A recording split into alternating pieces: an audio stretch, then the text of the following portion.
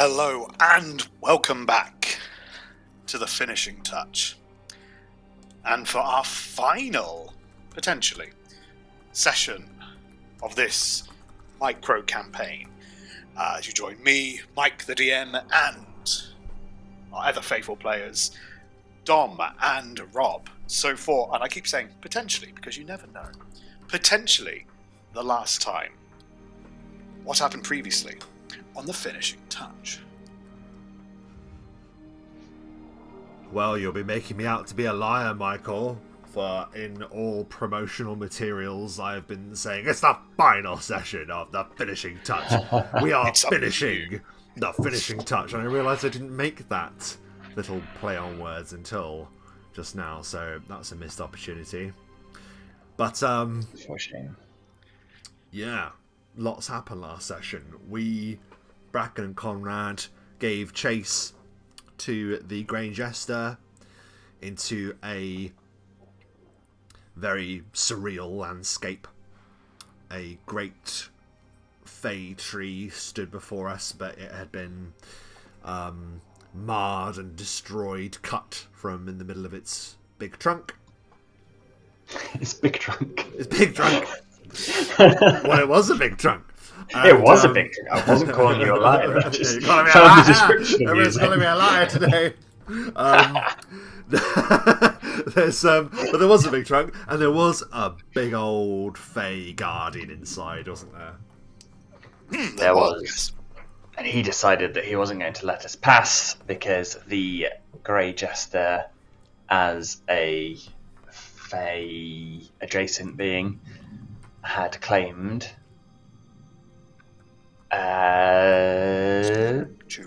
sanctuary, and it was an S word, and I was going to say solace, and I knew that was wrong. Had claimed sanctuary, and thus we as human beings were not going to be allowed to pass him. However, Conrad drew on his fey. I don't want to say fey touched. That's not quite right. His fey blessed. His fey kissed ass.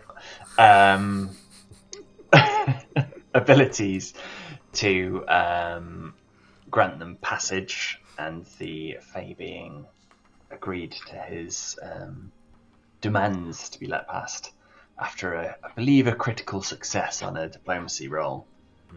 Yes, it was a ridiculously high roll. It was something 50, like 49, I think, wasn't it? yeah. It was in the 50s. Yeah. Which was amazing, and it was really cool to have because we've had lots of epic combats, but this was like an epic negotiation to out-talk a fey of a pact, which famously they hold on to, but to be fair, it was a silly pact. It was a silly pact. It was like, we're here to help. Come on, don't be a silly.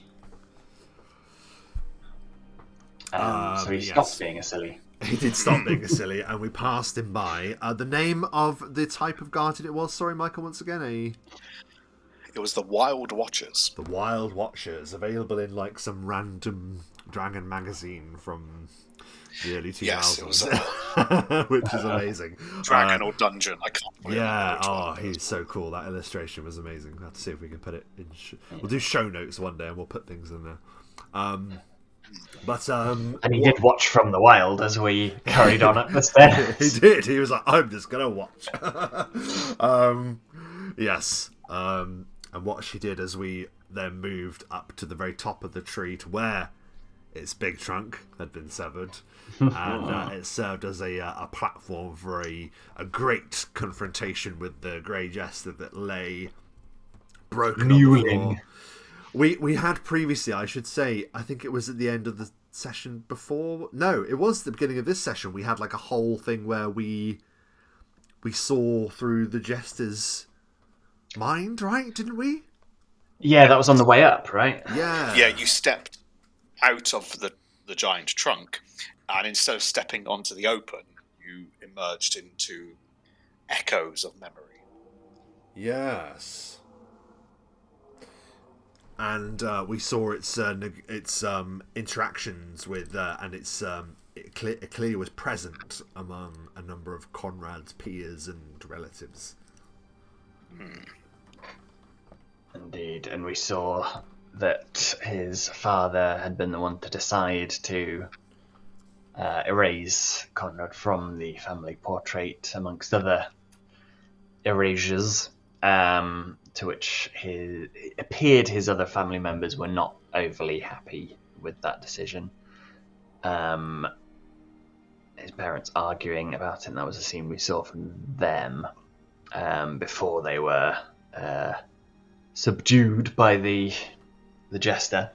And then we saw another scene with Conrad's brother and cousin, where they were discussing a plan which they were planning to hatch, but we never quite found out what that was, did we? That was both your cousins. Sorry, both your brothers. Ah, right. And then it was Alexander and his father, so your cousin and your uncle. Right. Got my relations right, yes. That's where Alexander was, but that was the following vision. And then once this was all observed, it was clear that the jester's power comes from absorbing laughter and Joy, mirth, and but it wasn't working for him anymore because it was corruption. He was corrupted, so his power wasn't working anymore because he couldn't feel joy. I'm guessing from his being affected by the abyss. I suppose that's only really occurring to me now, but pretty much. So that's he was pretty much screwed, wasn't he? And he was kill me on the ground. Yeah. And then he refused to let us kill him. He then tried to fight us instead. Yeah, he was willing to be killed. It's just his body kind of exploded into a mass of... Yeah, he went all demon stuff, yes. Yes, All tentacle... all tentacle. Completely pseudo-natural creature. Yes. Big words. It's a big word, big isn't template. it? Pseudo-natural. But we disposed of that eventually after a long, well, it was fairly long, wasn't it? Fight, jumping over voids and having to fly out of pocket dimensions. Yes, that would have been unfortunate if it had crushed you in there, but not happened. Yep. And to his folly, he wasn't able to repel us. So we took him down. I think Conrad smashed him to bits. Yes. Oh, and threw him into the closing wormhole, right? The abyss thing, right? Didn't he get grabbed by one of those tentacles and he got pulled apart, didn't he? Yeah, I think that's that how was you described it anyway, Dom. That was the finish. The finishing touch. Yeah, the finishing touch. And that was him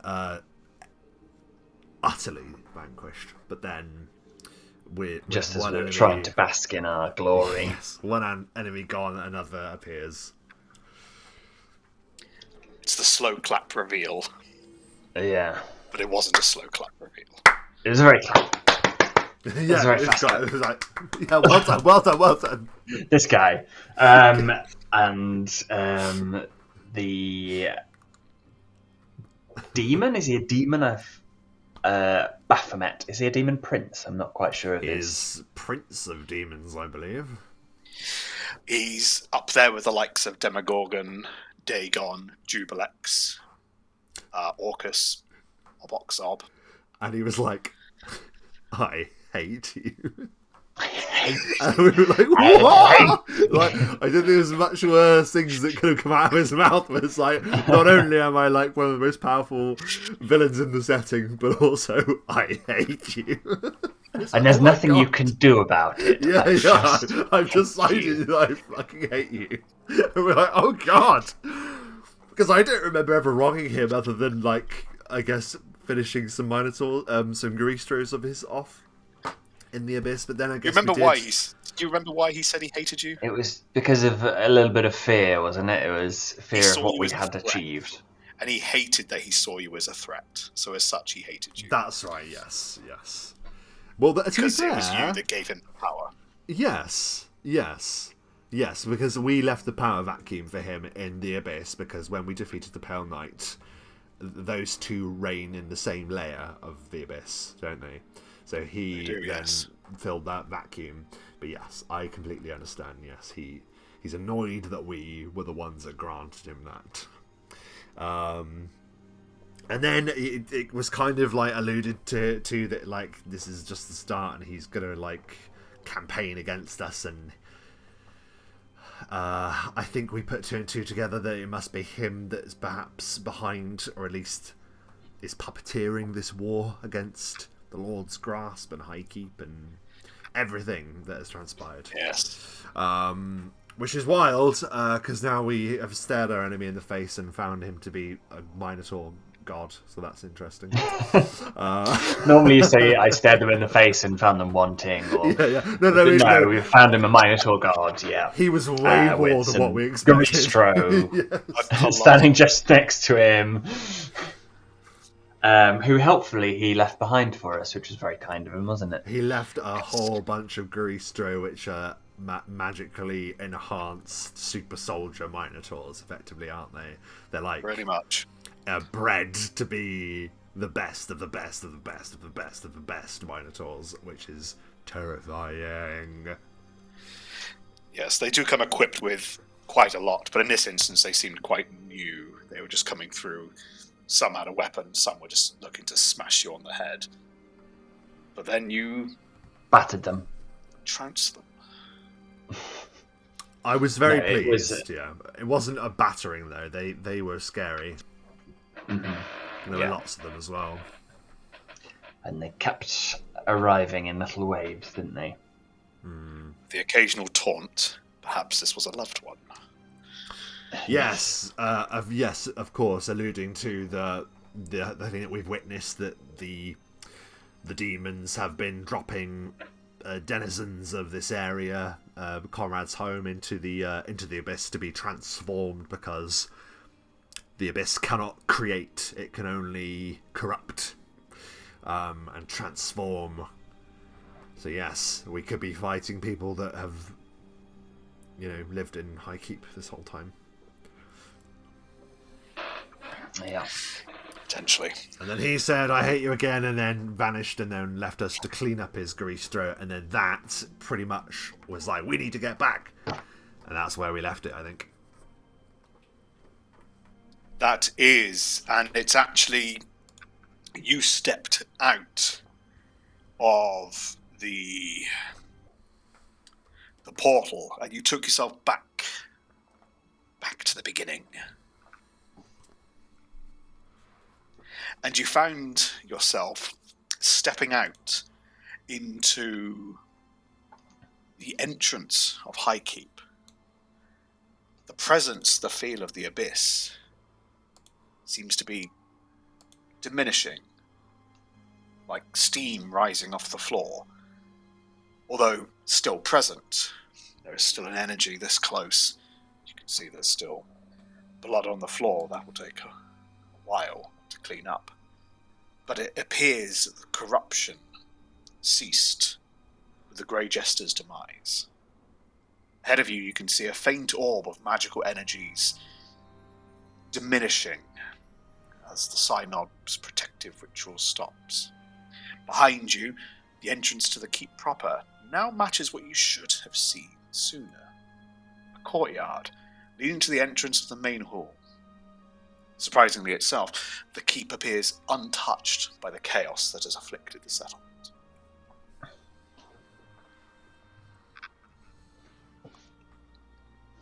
Ahead of you, you see 4 guards starting to stir around the fountain.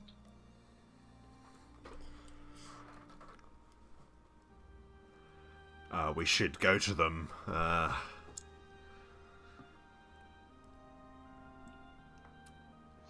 Bracken will begin approaching tentatively and will sort of stand at the top of the steps, like watching them move to see if that movement matches the marionette-like motion that they had previously when they've been controlled by the jester, or if they're waking up.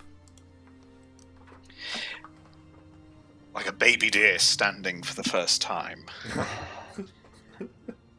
You know when you've had pins and needles for a long time and then you stand up and you can't quite get your bearings right because the pins and needles kind of give you that impression your foot and your legs just a different size. You can't quite feel where they're supposed to go. They just feel like they're in the wrong place no matter what. Yeah. This is sort of what's going on at the moment. They're all trying to find themselves. And one of them turns and sees you. You stumbling towards you. Oh, rubbing his legs. Through his metal armor. Just can't get to them. Just when you need a stick. Precision poking device. Yes. He gets to the stairs and he slowly climbs. You were here a few hours ago. It was you. And he turns to you as well. And you as well. Yes, knight. Your lord, Conrad de Vizier. Probably not his lord, Bracken. He is a lord, or you are a lord of Highkeep, and as such are to be addressed as lord. Am I wrong, Sir Knight? My lord? But you left my lord. And behold, in your hour of need, he is here.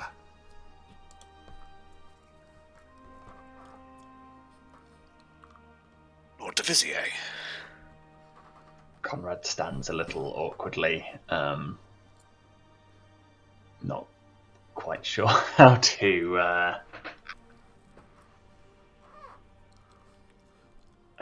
proceed. Another one steps up. Unusually. And this one, with great haste, runs towards you and falls onto his knees. My lord, I hurt you in that fight. Conrad laughs at that. I've suffered worse. Don't beat yourself up over it. He pulls out his sword from his scabbard. Thanks for clarifying that. We'll now have another parodic moment. Best not. And he presents you the sword. I have no honour, my lord. To raise a weapon against one so mal-controlled is one thing, but against the Lord of Highkeep, my blade is yours. As he offers you his sword. Conrad will just shake his head and say, "No, there's no need for that. You were not in control of your faculties. No one here was, in fact. So, I think if we start that whole process of people giving me their sword, I'll end up with too many swords. I have but two arms." You are gracious indeed. Trying to be magnanimous. Besides, Sir Knight, that sword should remain in your hands, for I predict it will not be long before it has its work cut out for it. Keep it ready. Another turns to you. How long? Last thing I remember, everything is there. There will be a time for explanations, Sir Knight, but it is not now. This fortress needs to be secured, for its walls at this time are undefended. Go, move about your home, and bring aid to any who will need it. The Lord has business in the main hall.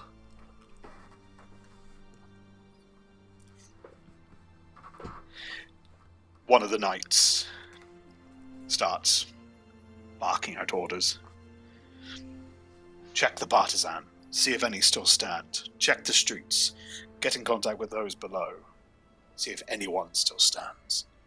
You. Get yourself a hot drink. He turns to the guy who's been whimpering his sword at you. And then get back to your post.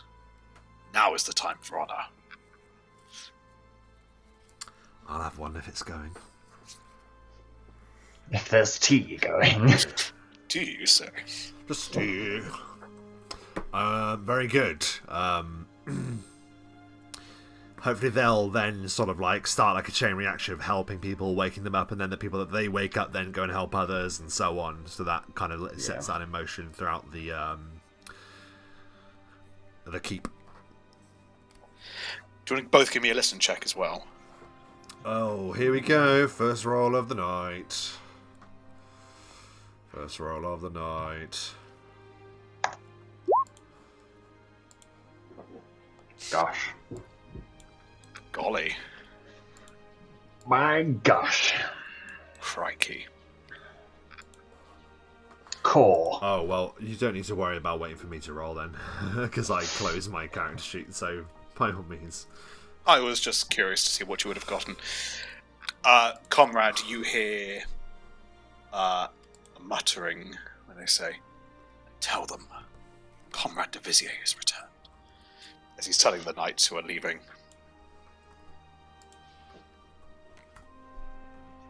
Well, Hey? at least they remember me, Bracken.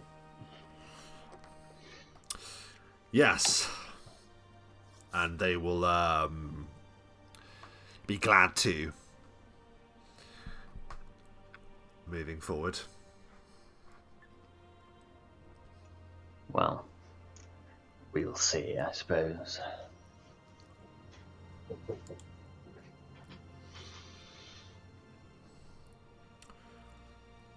Oh, they're marching away in file. Look at that. That's just how I moved them. The other one's already gone inside for a hot drink. To the hall, to the hall. To the hall. You pass inside, and Conrad, from your memory, this is how it should have looked the whole time. There is a luscious courtyard. Statues and a fountain, plants. This is a well-kept, well-maintained place. And you find yourself standing now, looking up on the path that leads into the keep proper.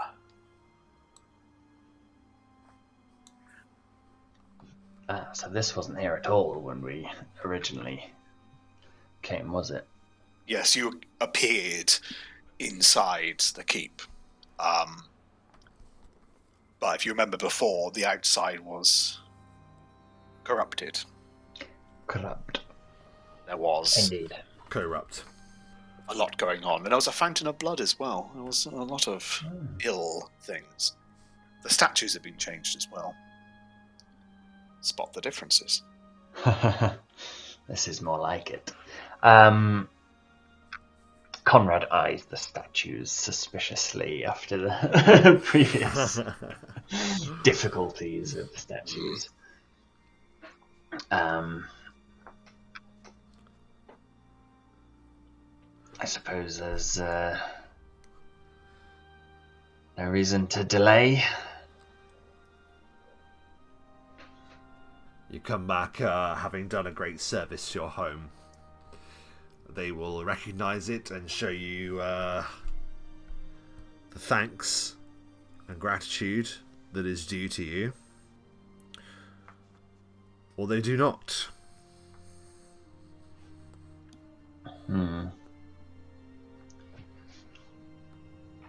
Indeed. Either way, I think I know the steps we must take after this reunion. I'll be glad to learn them, Conrad. But yes, time and a place. Should I announce you, or are you happy to walk in unembarrassed? I suspect they'll know me when they see me, but Very if good. you feel like you particularly want to. No, actions speak louder than words. I think we have announced, or rather you have announced yourself with your deeds to these people. Let's see what happens. And it seems they were awake during, or aware during their... Guards were. well, yeah. Yes.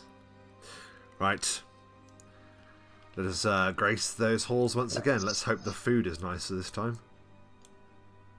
And the toilets are cleaner. The state of it. Your memory goes to the camera in the dragon's eye statue. The grim Just camera in the crying. toilets. What the hell? You go up. Are you just going to open the door and charge in? Yep. Well, we're not going to charge in, we're probably just going to walk. Charge and make an Smash attack through action. and... Yeah. Yeah. I think like Aragorn in Helm's Deep. You enter into the main hall, and you are greeted with the familiar sight of that huge lion, Dakari. Dakari at this point seems still. Is Dakari a stuffed animal or a statue? Preserved. Sure. So, taxidermy at its finest, shall we say. And a couple of spells to prevent any, Rotting. yeah, let's be A nice. permanent gentle repose. Pretty much. That's creepy as hell. That's just giving me all sorts of nightmares. Yes, this line of legend stands now within the High Keep proper, just watching.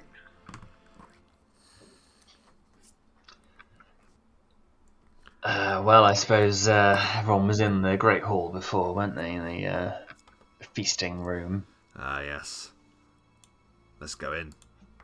You move to enter. And I say that because I have polygon revealing it, like the old days. Oh. As we did in the old days. In the old days. Would have just been a little time drawing, wouldn't it? Back in the, You- early in the old before days. times, Pretty much. absolutely, yes. You open the door, and you are greeted to the sight of the Great Hall. Here you see some of the lords sat in shock and disbelief around the table. Some trying to talk and converse with who's around them. You see a couple of families standing. Far at the back, you see the Levalians having a conversation. Behind them, you see your family talking, your brother still wearing your garb. And then next to them as well, you can see the Valnors talking. There is a beat where the room is silent. Conrad mutters to Bracken. Perhaps you should have announced me. Bracken is going to cast ghost sounds as they enter the room. Now, that doesn't necessarily mean they hear ghosts. I will point out ghost sounds is a distraction spell primarily, and it can be a small voice, but it can also be as loud. I believe the description is like as loud as like 10 lions roaring. Weirdly enough, Wow. I will just look it up, but effectively what Bracken wants to have happen is as the literally the moment happens when there's going to be like that pause, there is all of a sudden, yeah, here we are. There's literally a beat, and you've just capitalised on this pause. Taking control of the conversation. So it's the same volume as 8 humans running or shouting, or a roaring lion is equal to the noise of 16 humans, while a dire tiger is equal to the noise of 20 humans. Okay, so it's as loud as a dire tiger. So this deafening roar just ripples through the hall of High Keep. And it's to show that the lion-like Conrad has returned. That's what it's to signify, anyway. And what's being said? No, that's it. It's a roar. It's just a roar. It's like, yeah. It's a lion's roar, like to signify like his return to the lion's presence. He's returned to High Keep. Oh, as if the lion. As if he is announced. Yes, he is announced by the lion. Welcome. Yes. Have you got a gesture with this, or has it just happened? Are you? Bracken just goes.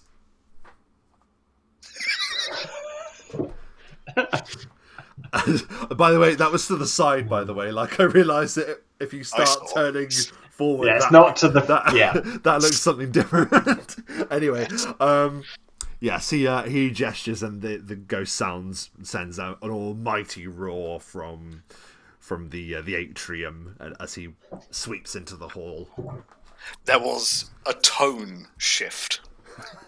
And now there is a different tone shift of confusion as the room was about to... Not confusion, awe. That's what we're going for. Awe. Awe. And then some people start applauding. Some start, like, shouting.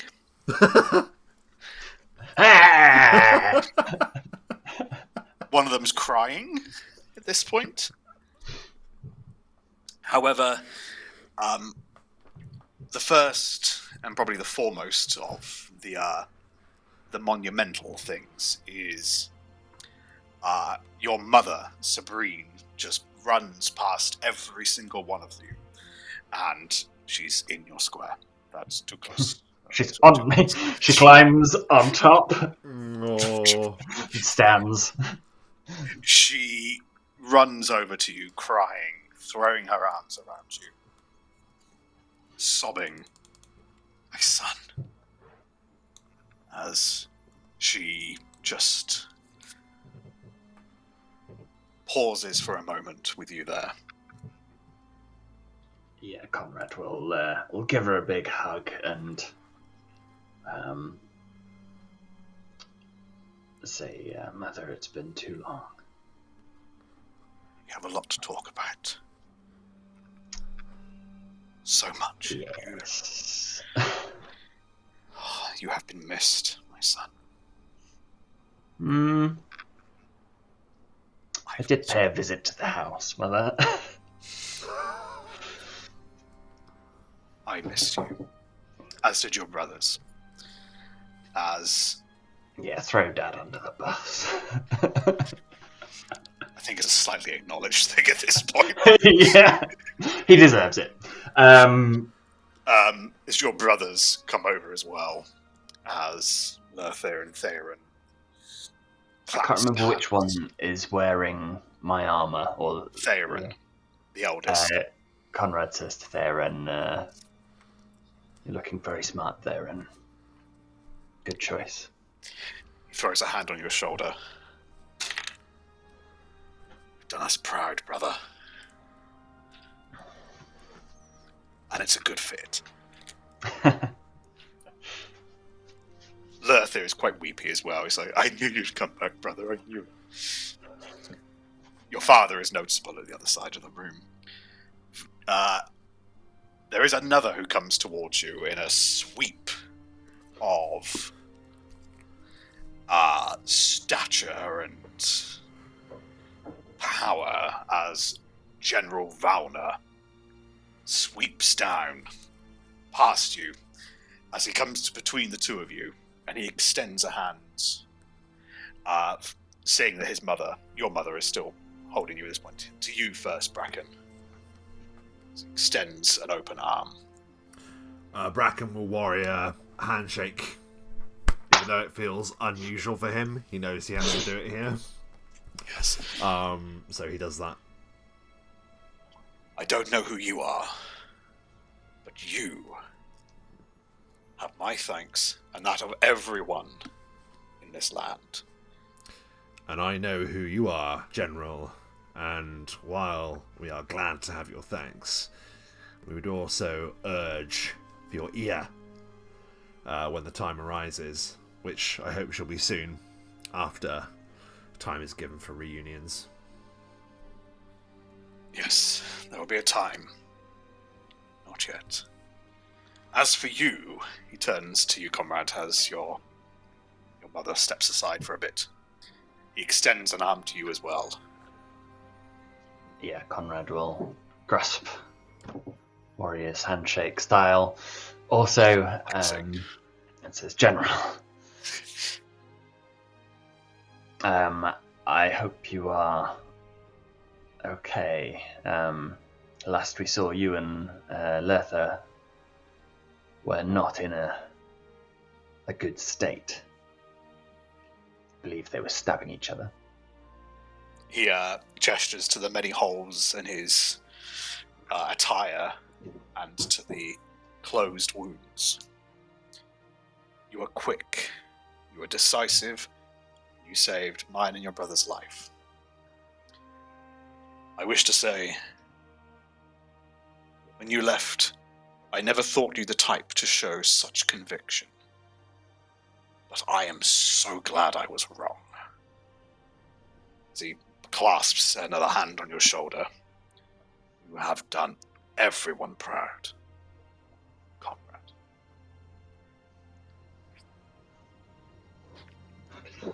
I couldn't have done it without my good friend Bracken here, and I would hope that any of you would have done the same thing, or tried, at least. He says with a wink. You know, I'm possibly the only one in these lands who's got close to travelling as far as you have for recent years. I'd be intrigued to know if some of these rumours I've heard are true. You speak of a company of four. There was a lord in a lordless land, a man of the brambles. And then it gets confusing at this point. There's some archers, there was a dog, And a fish, Conrad says. and a fish. Trout. Of course. Dog and a fish. Two archers, a dog and a fish. You have led an exciting they were more heroic company than we're making out. They were. I fear that the stories... Brothers in arms. That is good to hear. I fear the stories to the north have petered out to what they actually were. I look forward to hearing them one day. I look forward to telling it. Now, as much as I would like to find your stories, as I can see your family are keen to have your attention, I fear Andred will want to talk to you post-haste. Yes, he probably will. and we have much to discuss, I suspect. Well, there is a lot beyond this that needs to be ascertained.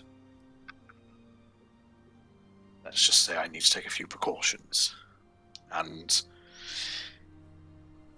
from some conversations prior to our sleep for whatever it was, we were about to ready ourselves to war, whether you've heard or not. We had heard the northern incursion, and not discussed it with Bracken yet, but I believe we would join you if you were to march north. That is a good thing to hear. Yes, last I remember, last I think I heard, they were assaulting Raiken's set. Do you know if it stands? Last we heard, I think it was still standing, right? That. But I can't beset? actually remember. Was it beset? Or under siege? Raiken's set was very much into Haxel's territories. Oh, okay. They'd reached as far south as the river, correct? Yes. They've reached the Hag. Indeed, that is currently the main thing preventing them going further. Well, I must be off then. I have more work to do than I thought. He gestures to his wife, and the two of them leave. The general cursing under his breath. Shit. Professional at all times, of course. Of course. You can see the glare in the distance coming from Andred as he ushers you to his office.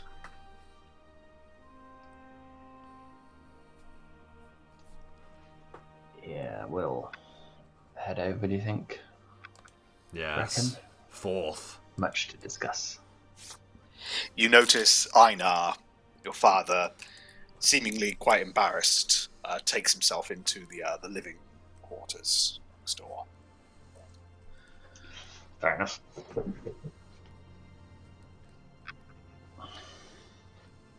Andred sees you both and says, "With me quickly. Let us talk." Okay. Where are we going? Over his He office. opens the door to his office, Okay.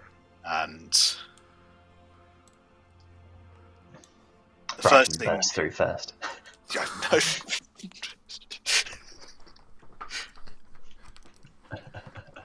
I'm doing a speed run. Next bit, go, go, go. Go, go, go, go.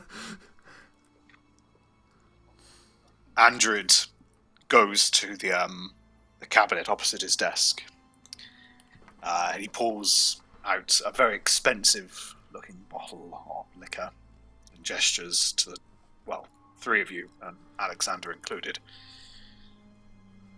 I fear it's finally time to open this. A drink? Do I recognise what it is? This is a brandy, and you've never seen anything of the sort. It's very old. The bottle looks incredibly decadent.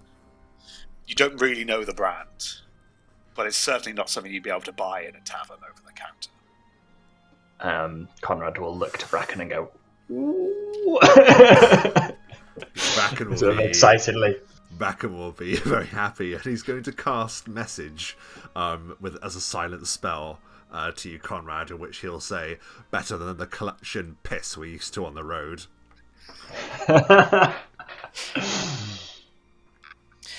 Very good.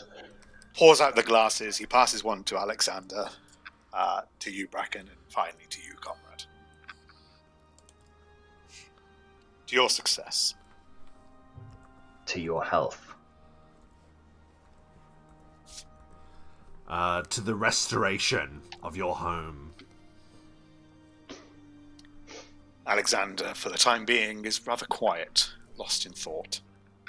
But he gives a silent approval with his toast. I'll take a sip of brandy. What's it like, Michael? What's it like? Oh, it's a very warming yet smooth drink. There is a lot of flavour to this, but it's not burning your mouth off to drink it. It's not that aftertaste of hard hot. It's very smooth. In fact, you could easily drink quite a few of these and not notice the effects until you stood. It's probably the finest drink either of us have ever had, right? Potentially, yes. I don't know what was present in the synod, but... What was it called again? You didn't see a name. It was an untyped brandy. Okay. One of those very old bottles of Yeah, alcohol Bracken's that doesn't eyeing have a it brand. like he's like, It doesn't even have a maker's mark. It just has a plain label and a year. Okay. It's at least it's a good 90 years old. Preserved well. Well, it should go without saying you have my deepest thanks. We saw everything. We were discussing this outside. How you released us from that show. And I could hear such commotion. Sounded as if you were fighting Dakari itself. Were it only Dakari that we were fighting. It would have been quite the show to watch, I imagine. It's a shame no one saw the grand finale. Well, that leads me into what I needed to ask you. What happened? Well, I believe you're familiar with the Grey Jester that you had... Yes, that fool. I found his whims to my liking, and so I brought him in. Much to Alexander's disdain, of course, and my wife's. I can only hope it was some spell that caused that obsession. I don't remember it being that funny. Besides, I brought him into this keep. And then it becomes a blur. I suspect he was corrupting us, hour by hour, prank by joke. Yes, rest assured it was more than a spell. And even more than that, they say that a jester is installed in courts of kings, being the only individual that may speak absolute truth. And while it was a knave, and while it was a corrupted creature in the end, it did spell a truth. His influence on Highkeep is merely a precursor to what is to come. A warning. An edict of what is to come. You mean Lord Orion? And what guides his hand, yes. You speak omen voice, but I do not doubt you.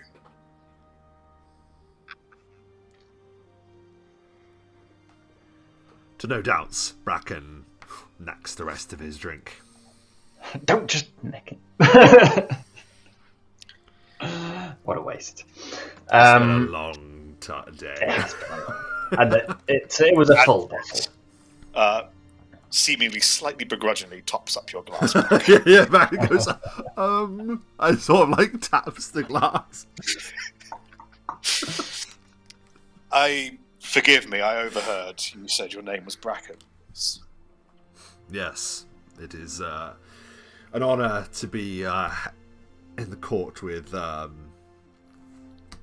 so many noble lords. It is an honour. Well, we can talk about how you've come to know my nephew later. But you say a precursor, so this was about 6 weeks ago. I have no clue what has happened. I have yet to set foot out of here. Tell me, Andred? Yeah. What know you of the dark powers of the world? You have fought in wars, but have you... He won't have fought in wars. Bracken will stop and sort of remember the culture in which they're discussing.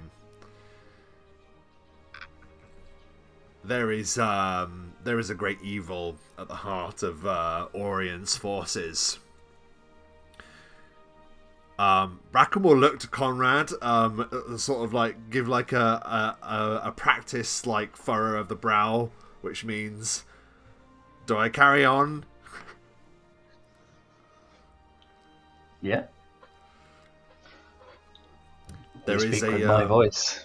There is an evil in the heart of their forces, one that promises power, pours honey into one's ear and extracts blood as a price.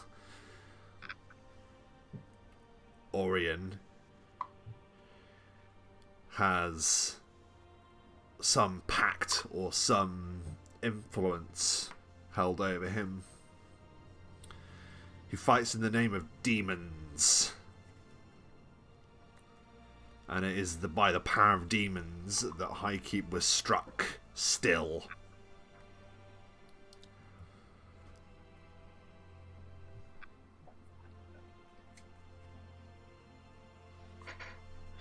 Demons.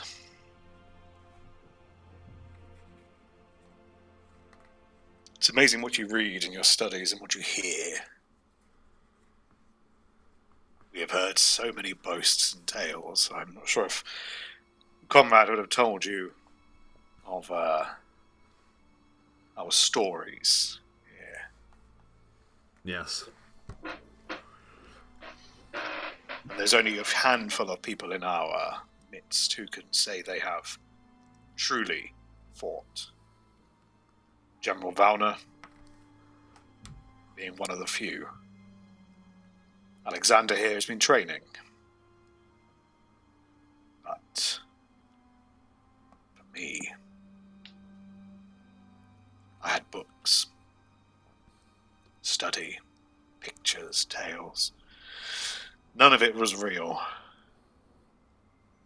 And yet, I do not doubt a single word you say. All stories are real, Andred. Just some of them take stops along the way to the pages. Yes. And from what I understand of your culture, it is no wonder that you find it difficult to separate legend from the histories. But you can assume that if anything is written of these creatures, it will be from a place of truth. And that is why action needs to be taken. Yes. Action was being taken. A good portion of the lords came here, and we decided that we would stand, fight. But that was what? A month ago? 2, 3?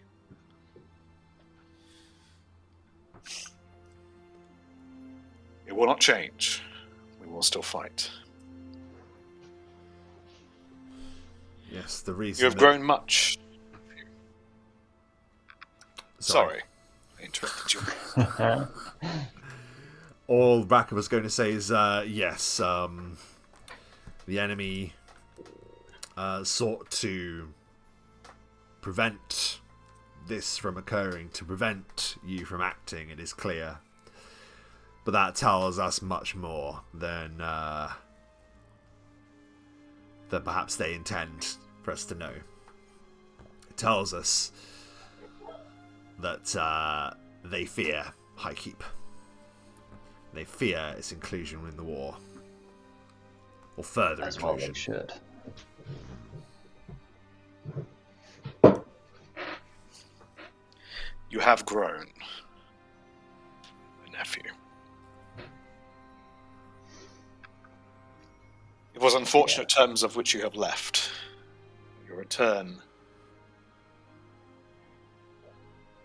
You are not the boy who left. This man standing before me, he is one of courage and truth. And I pray your story would be so.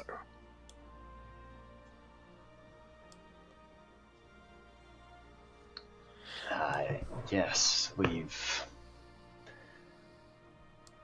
been through quite a lot in my absence, and I believe I'm not the same person who left Highkeep in shame.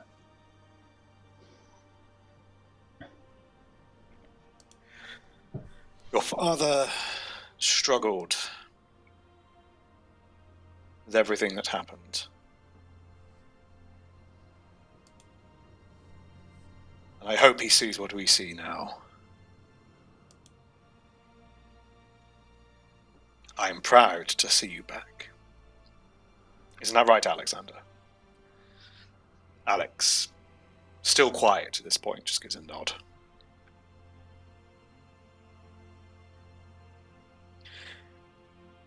We must take action. Today we take stock. Today we find out the extent of what has happened. Tomorrow, I request you return. I will make an official statement about what we will do, where we will stand, and I would like you present.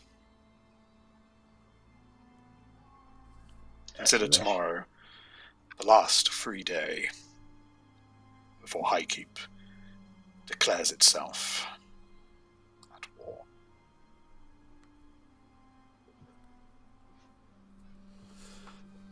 Bracken bites his tongue. He wants to say now, but doesn't want to speak out of turn in this place. And selfishly, he could do with the rest.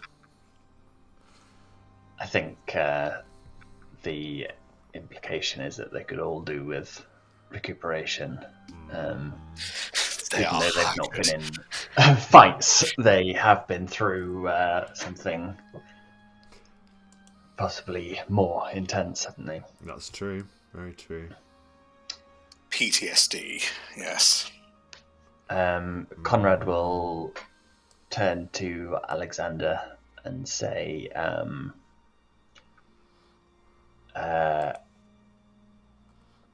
I will allow you as much rest and recuperation as you may need, but I believe we should have words before all this is done.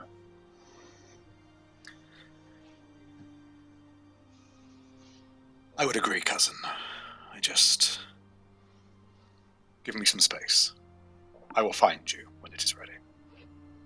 Of course. Alexander, compared to when you left him, does look like he's grown, both physically in height, but he also seems to have grown in stature. He seems gains, he's been working out. But Hench. Behind his eyes, even beyond the stresses of what's happened, you see someone who has grown themselves. You recognize it because there's an element of it that's staring back at you like a mirror. This is somebody who too has made strides in growth, in coming to terms with things as well. And there is a very similar look that comes back at you from Alexander.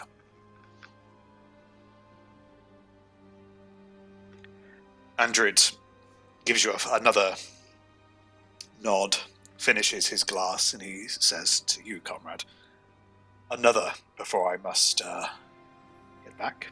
He waves the bottle. You notice, Bracken, he doesn't address you with this. Conrad will finish his glass and put out his hand for a final drink before they leave. He tops you up, he tops himself up, and Alexander, Bracken, you're on your second already. To high keep, Conrad says. To high keep. Xander also replies, to high keep. And following that salute, they'll finish Conrad will finish his drink at least. Does Bracken chip in, or is Bracken just gonna hold his tongue? Bracken internally will say, I may not toast, for I have nothing to toast with. The second glass is empty. He's very presumptuous at the moment. Yes, I like it. Forgive him for having 2 glasses of whiskey after facing the Prince of Demons. Oh my goodness. Yes, let it be known that Andrid is stingy when it comes to some things. He's not affects the same as life, but watch how much you have. This bottle comes with an undisclosed price. Alex gives you a nod, comrade, as you go to leave. And Andrid appears to start looking like he's putting affairs into order. He sweeps everything on his desk into piles as he then starts to go through everything with a focus and a dedication. Somebody who's been doing this for years.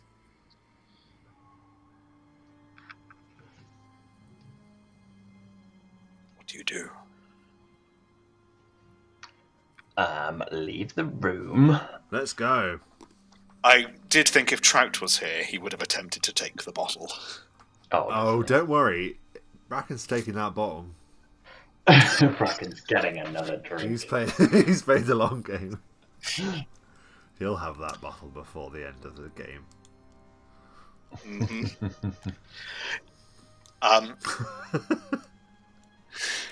Lady LaValliant just gestures and says, I thought it best to let you know your family have gone back to your home.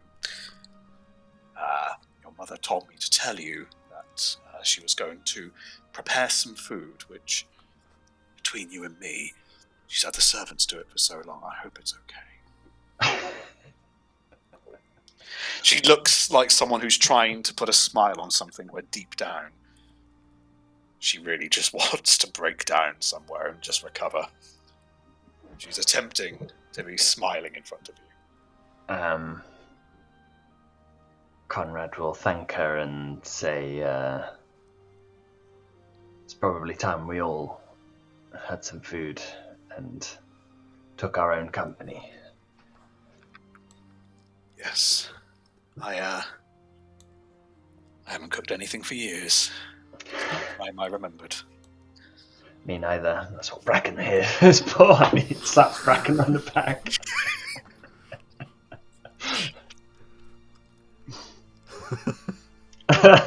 Is this your manservant? Bracken's vision No, but he can swims. conjure a manservant. Oh! A magic man, are you? I see. Well, awfully lucky.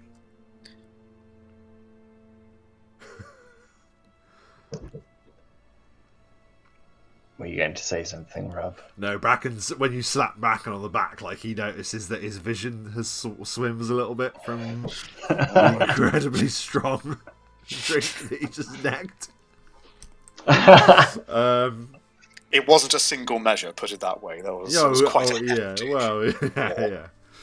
But he'll just smile politely and go,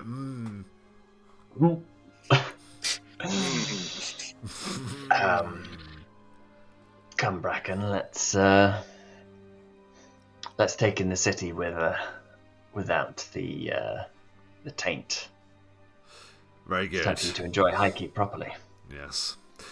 My lady, a pleasure. my lady. She gives you both a nod. Do remember, tomorrow, expect you to return.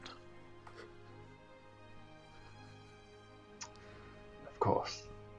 You should fuck off. I said, a pleasure. A pleasure. A pleasure. And we'll keep saying that until we've left. And you leave. Yes. Very good. You would if I... Oh, you son of a gun.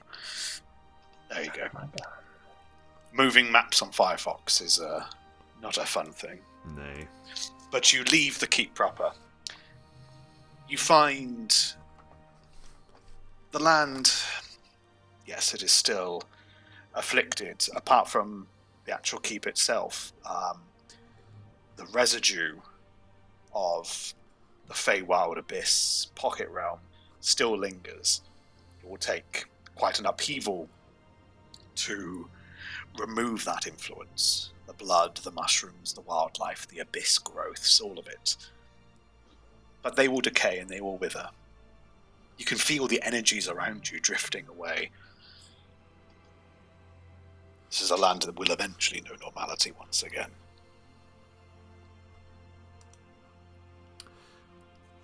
Anything that you want us to prepare before we go back to your family home, Conrad, or shall we bite the arrow, so to speak?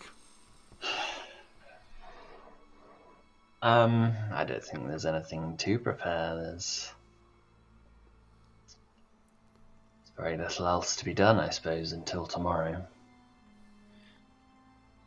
Unless you want to go and check that the synod have gone.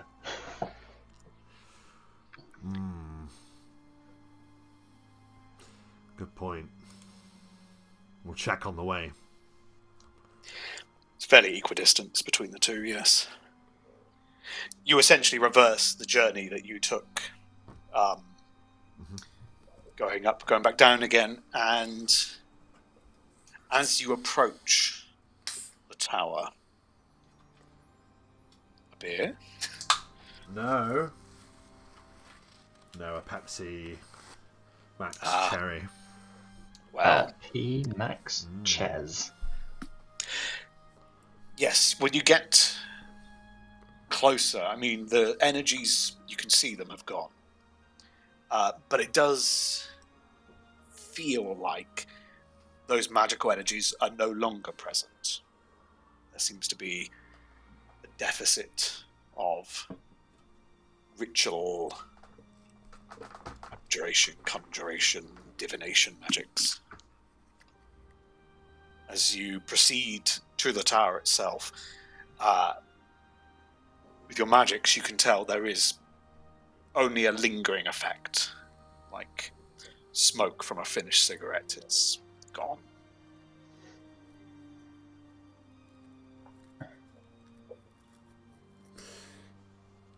They do not linger here anymore.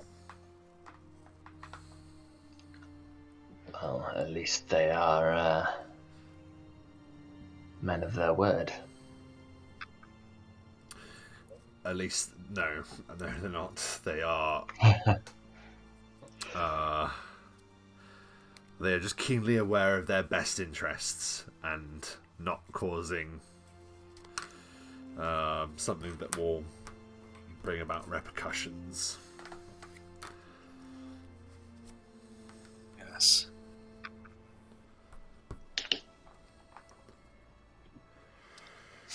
Let's go to your house. I'm assuming they didn't leave anything behind them in the tower or anything.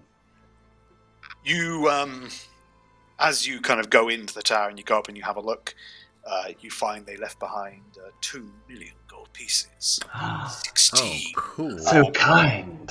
Plus 10 weapons. And unfortunately, no. There's sassy notes.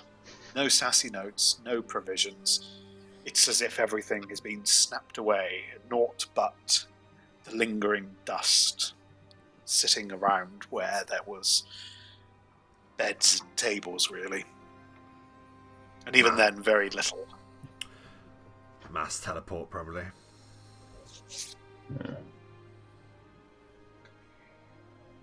Fair enough. As long as they don't come back.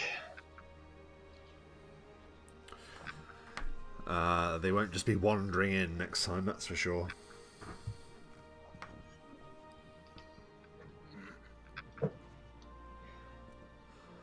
That's something else we need to think about, but we can discuss that another day. We have other hefty obstacles to face. Yes, my mother's cooking for one. Ah!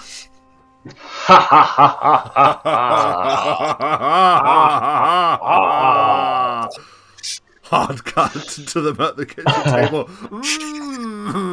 Delightful. You proceed to the Devizier household. And yes, you find the doors are shut this time, and as if someone has remembered to lock the door behind them. They've been able to lock a door, actually. Is the door locked, not just shut? It's locked, yes. It's like someone force of habit is actually locked it this time. Oh, well, you have to knock on my own door, Bracken. I'll do it for you. Thank you. What a sound effect. Beautiful stuff. No expense spared. Acoustic set. The door opens, and Theron, your brother, welcomes you back in. Hello, brother. Welcome back, as he embraces you again, with his sword in hand. Yeah, I was going to say. Painful. They got you up and answering the door, even in your sorry state, brother. We're all in a bit of a sorry state, brother. But, well, for you, of course. Glad you could make the effort. And besides, he says, walking back to the dining room, I suspect we won't have staff here for a long time, so I better get used to it. As he leads you through back into the dining room.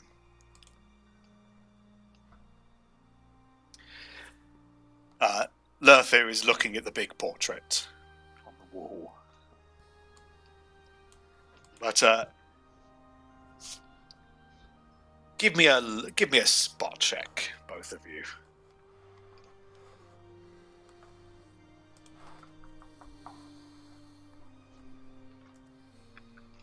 $26. 21.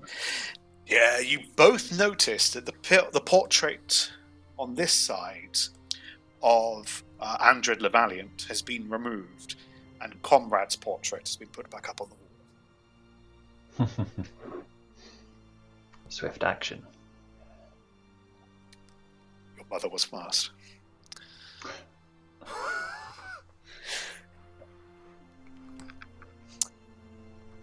Nothing the same to be said about the giant family portrait, unfortunately. Wow. I never thought that one was a particularly good picture of me, anyway. Conrad says, trying to hide his discomfort. Perhaps this could be marked as a new beginning, not just for Highkeep, but for the Divisier household. Perhaps the Lord would be pleased to have a new painting commissioned. A fine idea. One to signify the age to come, not the age that has passed. You are a wise man. Bracken, was it? Yes, just Bracken, however. You don't need to elongate the vowels. Yes, my memory is fading me. It's all been quite a bit today. Yes, I am Bracken, and I serve the Lord Conrad here as his first Lurthy. voice. His first voice. Aye. Conrad, to have a team, to have a first voice. You have come far. You've got more power than Theron here. You've got more power than Dad. Well, Bracken, Bracken is the finest first voice I could hope for, and in the land that we have been spending time with, definitely a necessary companion. Well, I must say I am eager to know what has happened. But between you and me, I think Uncle wants you to give a story tomorrow.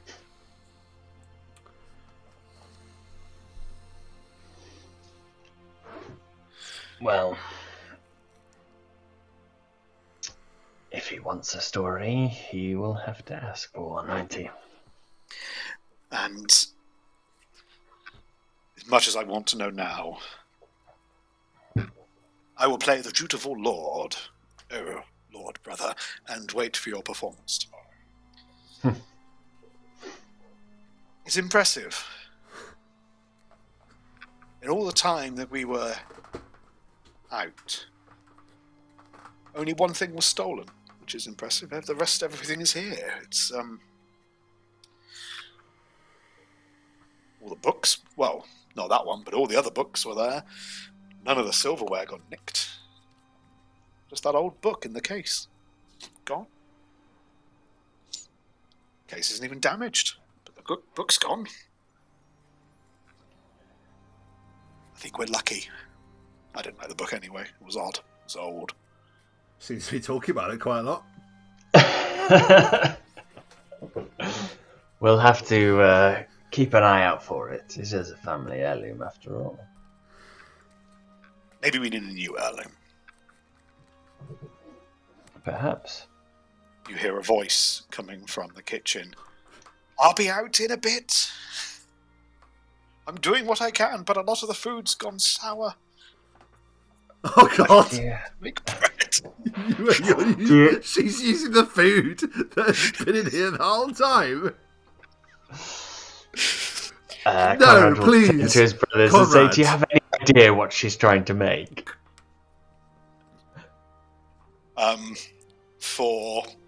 Just for fun, I'm going to roll a D100. The higher the number, the better the outcome. Okay. Oh, okay. Okay. Oh! Your mother is able to find some relatively good preserves. Some meat that hasn't... Some dried meat. Yes. I It's a bit like a picky dinner. Conrad, I shall leave you with your lord brothers for the moment. I must insist on aiding your lady mother in the kitchen. Perhaps there is work both I and Stibbons. Something we can afford her. Well, good luck. Oh, this is all going to be... I don't even remember what soup is made of. The Lady de Vizier, I am a loyal companion of your dear Conrad. I very much must insist that you take rest. There's been a trying time for you all, and I would not have the lady prepare food for us when there is able-bodied hands here to help. But I found a plate of things that are edible. Look, she presents you some dried meats. You are owed more than this lady. You and your family should rest, and you should catch up with your beloved son, your victorious son, who is gleaming in the light of valor. For his deeds were great, and he would tell you of them personally. Please, avail yourself of this place and allow me to take over. Well, I'm not going to say no to help in the kitchen, she says. She sidles to the door. I will leave you. You'll find everything you need in there. She passes you the plate of things she found. There's some meats.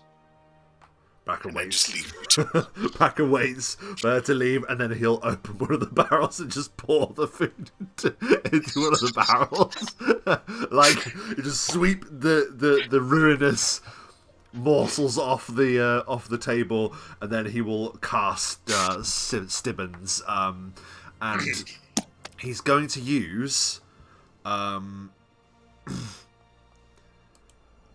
Yes, sir. He is going to use... Let me just bring it up because I want to get the actual name right. Alacritus Cogiation, which is the thing he does when he burns away a spell to replace it with something else. And he's going to do that for the mansion spell.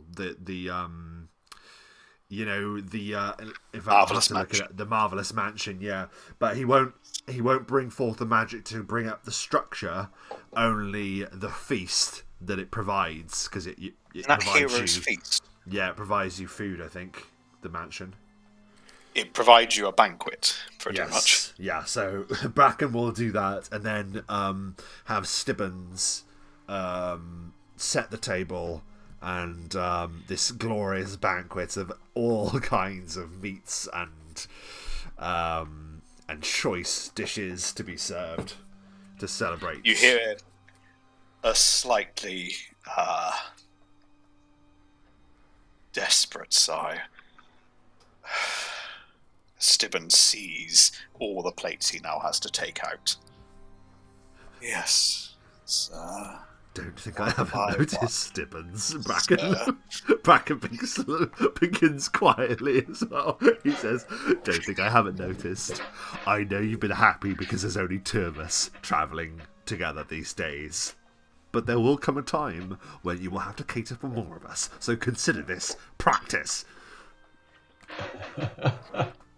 If you could see Stibbons, you'd see him sulking in front of you. Instead, you see plates being carried out in a sulking manner as he's like, yes, sir. Don't make me threaten you with Bibbons, because I will. Not Bibbons. Not Bibbons, sir. Right. Now that a little embarrassment's out of the way. As the plates fly into the room, seemingly carried by nothing, Conrad will very quickly warn his family that it's magic cast by my good friend Bracken, not more demonic forces. Don't panic. Wait. Your mother goes and nudges you on the shoulder. Do you think he could use his magic to clean the house? I'm sure Stibbons, his unseen servant, would be happy to, wouldn't you, Stibbons? I don't answer to you, sir. Bracken! You hear like Bracken like bodily slams something in the kitchen with total rage. I'm sorry. You're right, sir. I would love nothing more than to clean the house, sir, says the voice in the air. Once I have set the table of the 50 more dishes still on its way, sir, I will... 50. I need to set a couple of extra tables, sir. Have the rest of the house cleaned once we have concluded eating. We don't want to be being tidied up around as well. Must see to it this evening. Sir, as you already noticed, he's starting to dust the floor. Yeah, I'm like, what are you doing? The worst servant ever. I love Stibbons. So anyway, with all of that done, all labour out of the way, it now allows Conrad and his family to have like an enjoyable catch up, and Bracken will sort of smile and listen along happily, but sort of keep himself to himself, like for the most part, and only chip in when necessary. Yes. You're invited to the top chair. Oh, this chair, at least anyway. 100%. The mother, Sabrine, turns to you and says, I don't think your father will be joining us at dinner, but give him some time. He's been very confused of everything that's happened the last 9-10 months. He'll come round. I'm sure he's been doing his best under difficult circumstances. Yes. But that out of the way, you tuck in to a marvellous feast. Roast dinners, there's a pie, there's all the vegetables and meats you could think. There's a whole hog with an apple in its mouth. Gosh. There is extra sides like pate and foie gras. There's other food as well, like tapas and olives. Exotic foods you've never seen before. There's a whole arrangement of fruit. There's the rare and elusive Panday pineapple. You've never heard of it before, but there's one there. Panday pineapple. Panday pineapple. Is it on a pizza? Knowing Panday, probably yes. There's even a pizza. There you go. There is food of every caliber, and there's more than you could all eat in several days. And for the first time in a long time, how is Conrad feeling?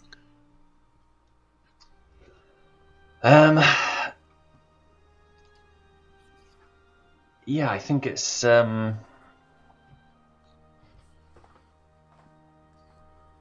probably the first time in 10 months that he's felt home.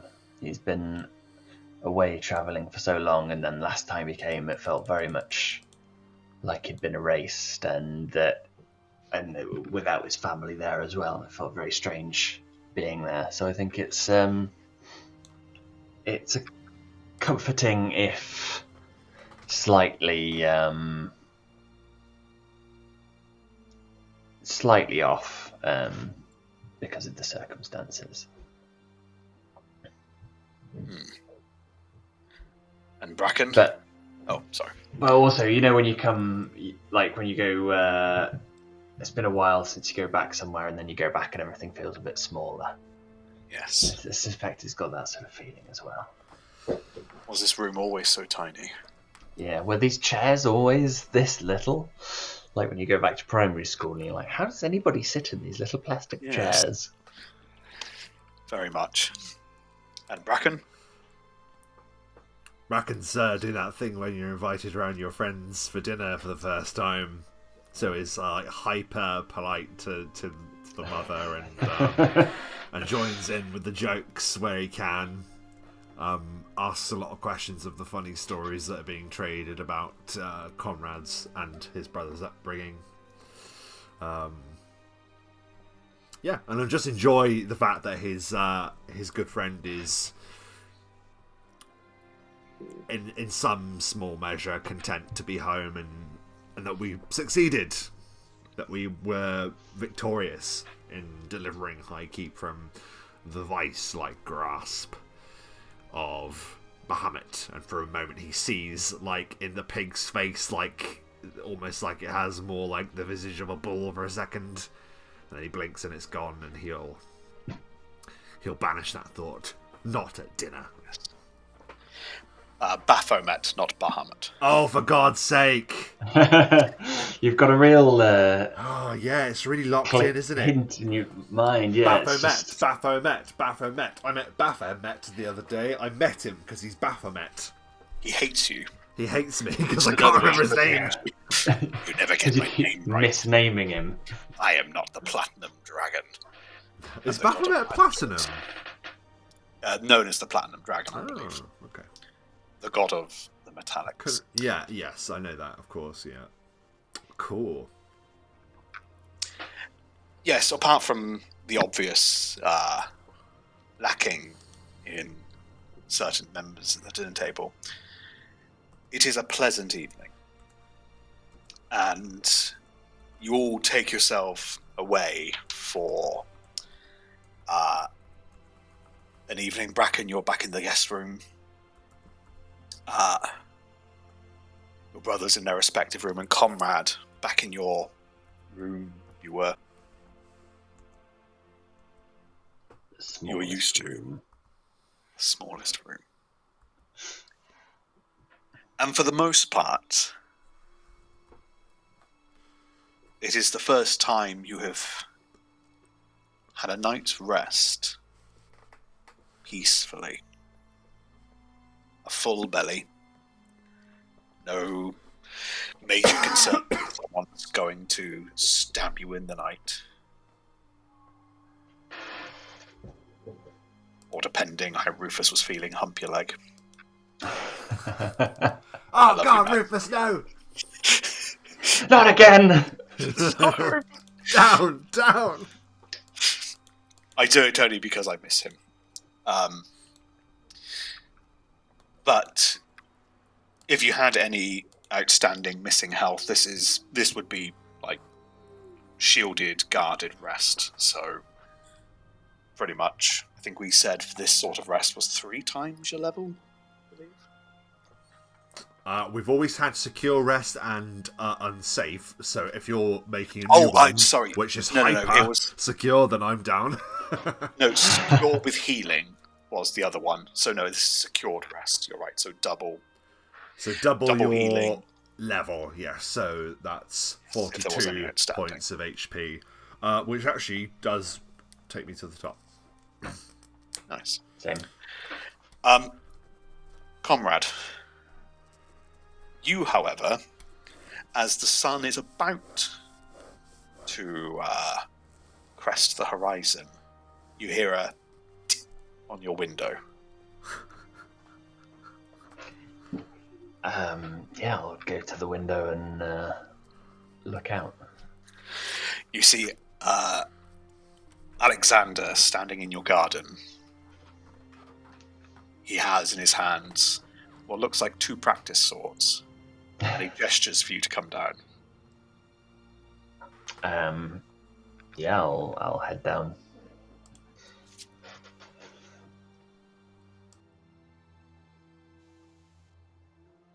Bracken, I will leave your token there just for visibility.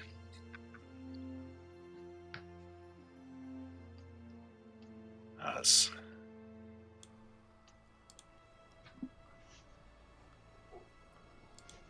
Alexander looks before you. Hello again, cousin. Hello, cousin. To First, what do I owe this? well, there'll be a time for conversation later. But I need to know something. And he offers you a sword. A practice sword. Okay. Yeah, Conrad will take one of the practice swords. Are you familiar with the first duels? The original finishing touch? You tell me. Not what we planned for today. Sport is refined now to the decisive blow, but the old ways are a little riskier. The finishing touch was the point where the killing blow would be delivered, but instead, just an acknowledgement of victory with a touch. Up until then, all cuts and wounds were permitted. Anything to weaken the opponent to that final moment. It's been changed over time, as duelists have become more proficient, and casualties arose. I do not say we fight in such ways, but I will ask, sword or chain? It's irrelevant, but I have to know the answer.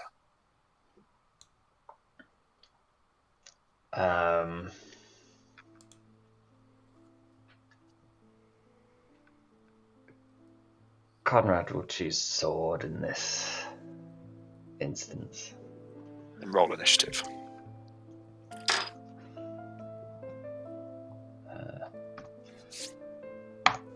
Am I wearing my armor? No, you are not. Cool. 10. You'll notice Alexander also is not wearing armor. Cool. Hence why he's brought practice swords with him. Am I wearing my gym jams? You would have thrown something on. You're in Yeah. a shirt, trousers. Kimono. Definitely a kimono. Got like a around. culturally misappropriate dragon print on it. Sure, yeah. There you go. Alexander moves around you. But before he goes for the first strike, he goes, Why? Why the chain?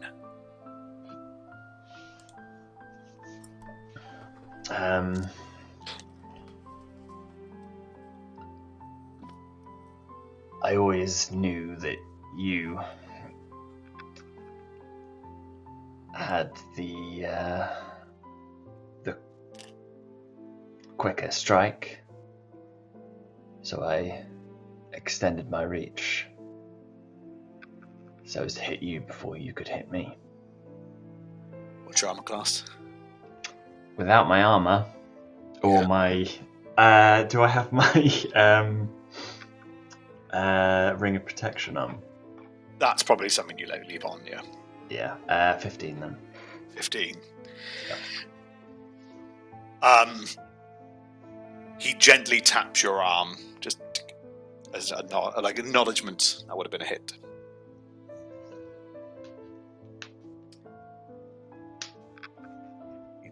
Gives a flourish, like, your turn. Cool.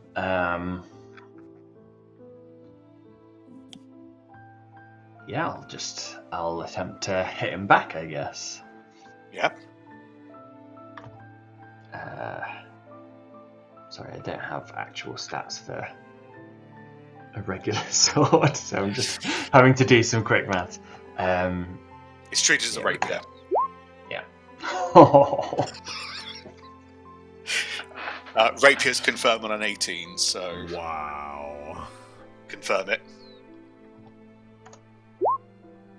Oh my Right. god, roll it again! Roll it again! What Conrad needed to prove. Oh my god. You want to roll me are you just doing the one attack like he did? Yeah. Roll me a D100, so let's see what you could be doing. Yeah, I mean, obviously I'm not trying to kill the man.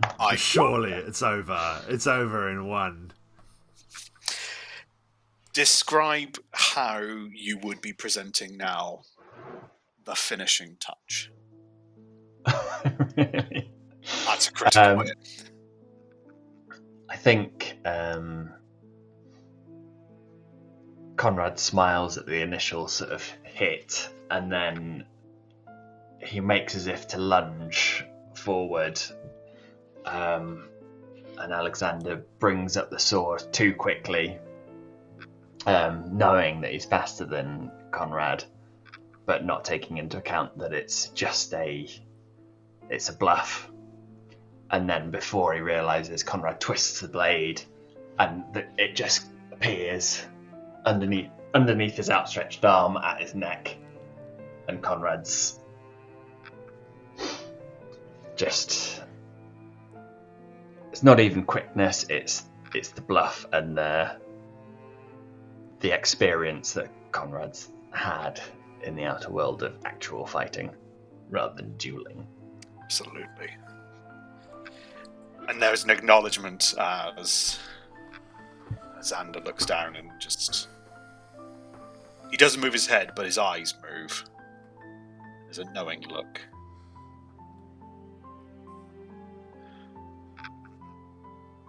This is what I wanted. Proper fight, cousin. But I see now. Sword's still there. Perhaps you needed to find yourself. Maybe had you not, your growth would have been stunted. I've seen a lot through my training. As he starts to brush your sword aside. I'll obviously let him. Yeah. I have seen we are closed-minded.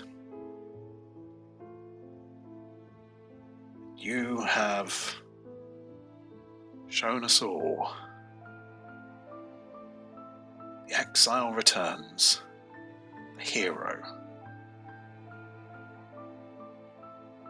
And I mean that. You're a hero.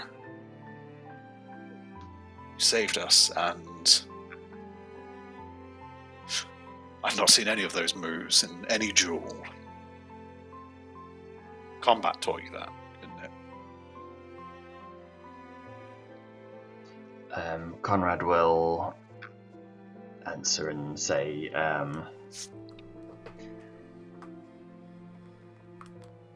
I think, although outside of Highkeep I saw far more fights and battles than I ever imagined, and learned so much from fighting. The real lessons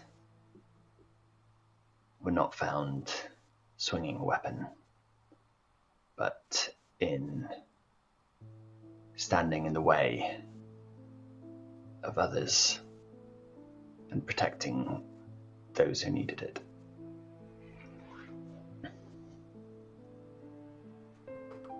How many have you lost, cousin?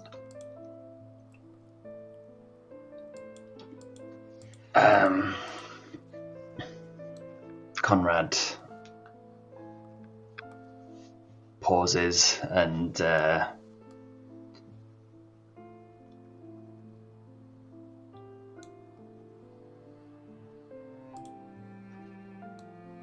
compared to those who I grew close to, far too many. And it was my failure that saw them fall, at least in my heart.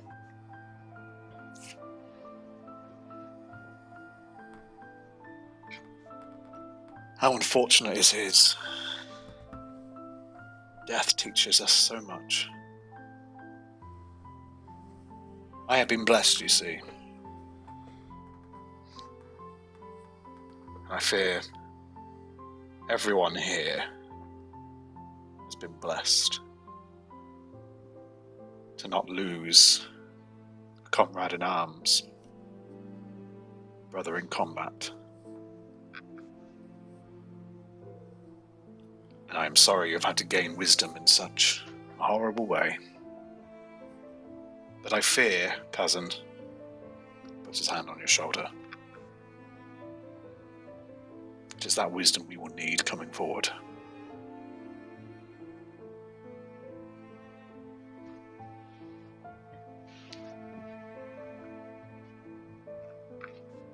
Father's going to step down today.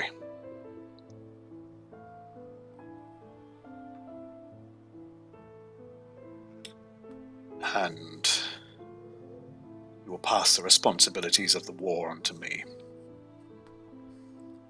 He hasn't fought. He wouldn't know what he's doing. He would die within a minute of being on the front lines. I'm no better. Will you stand with me? Of course.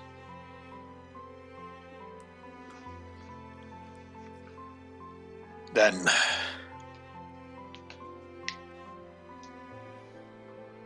once more, this time, no questions. For fun. As he brandishes his sword back. Very well. The shame falls on my family as well.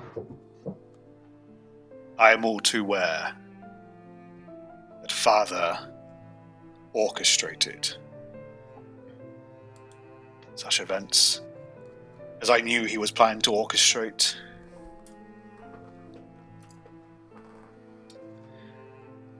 my official rite of ascension. He is scared that someone will take power from me. I do not fear that. Perhaps it is our generation that needs to put that shame behind us and see Highkeep to a new dawn. A dawn like this. Conrad will nod, raise his blade and say, to a new dawn then. A bright one at that. And that is where we're going to take a brief break. As Conrad and Alexander proceed to duel with their practice swords at the dawn of the last day of Highkeep's peace. And when we return, we shall see what happens. But for now, for those of you who are watching live or after the fact, thank you very much. As always, if you haven't already, please give us a like and subscribe. The finishing touch will soon be coming to an end, but Roll the Bones will still be bringing you a lot of exciting content. We were talking earlier about what our next projects will be. I think you're going to love them. They're going to be really exciting. We're buzzing for the ideas already, so we hope that you're going to like them as well. So please give us a like and subscribe, and if you're on Amazon Prime, you can subscribe through Prime on Twitch, which is always good. And with that, we'll be right back.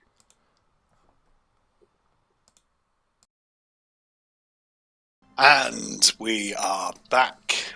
And firstly, just to say a huge shout out to Redium for spending your bones for boons, for some inspiration for our mighty duo, and some ruination for me.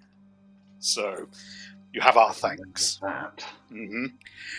And also, Redium, yes, I completely agree. Justice for Stibbons. I think he's had a rough deal, and he not to go into too much detail, he was gifted temporary life, to which it was snuffed out very rapidly in the previous campaign, to which he still holds a grudge against Bracken for. But that's, I think, Stibbons' deal. It wasn't Bracken's fault that the place he was gifted life was the Abyss. Well, I suppose. I gave him life, and then he got killed in battle. Like, how is that my problem? He got killed by the death throes of a battle. He tried to run away. Exactly. If it was my death exploded throes, then and I'd took understand. But it wasn't, was it? Stibbons. However, we left on the dawn of the day as Conrad and Alexander were dueling, and this time for a bit of fun. But as the morning goes, and Alexander bids your presence at the High Keep proper, is there anything the two of you would do with your morning?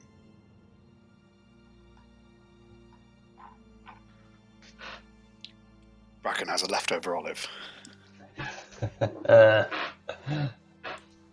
Bracken will, of course, cast morning spells.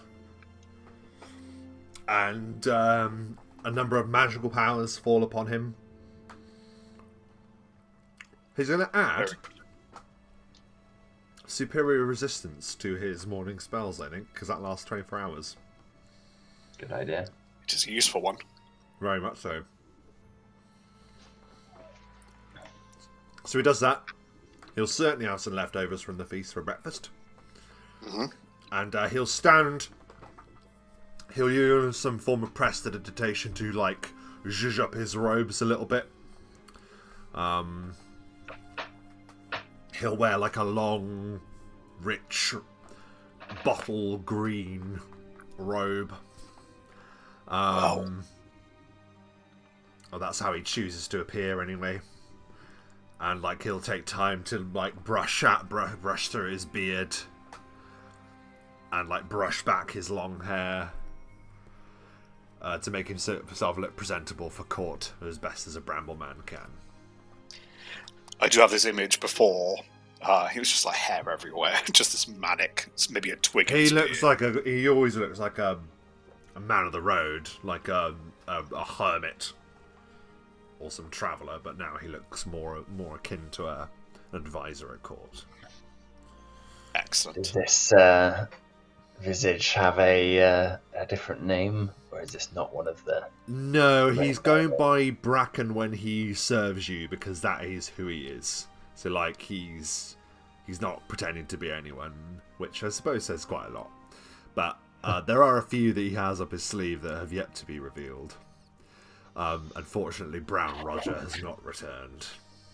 Oh, Yet. Well, he just hasn't had the opportunity, has he? True. So, Brown Roger will come back one day. I look forward to it. And what of Conrad? Yeah, Conrad will take some time to put on his armor, do some stretches, just ready himself for the day. Not anything too unusual this morning. Do you take some of your cleaner robes to go with your armor this time, from like a chest of drawers or something? Yeah, maybe some old dress robes, as it were. Yes. But still battered nonetheless. The armor, at least. The armor is, yes. Nice. Is there anything you would both do before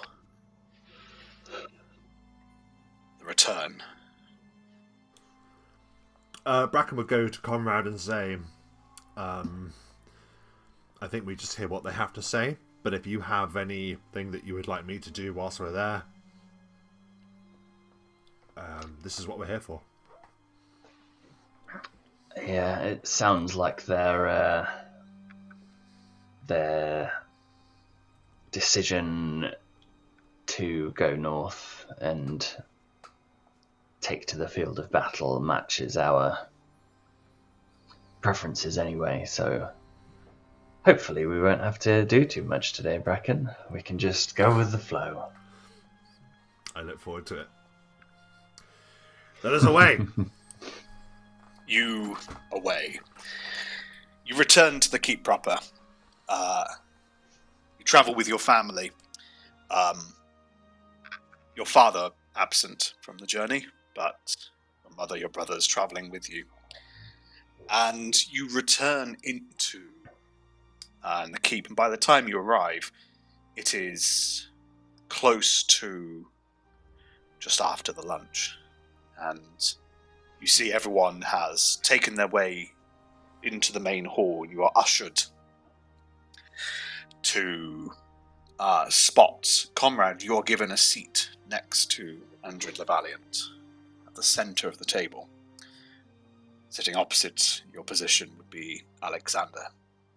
To your left, Bracken, you sit one of the heads, and then to your left, Bracken, sits Sabrine de Vizier, who has been slightly fussing over you as well, Bracken. She's occasionally just getting a lick and just fixing Trying to brush out his beard. Yes. She's mothering after you.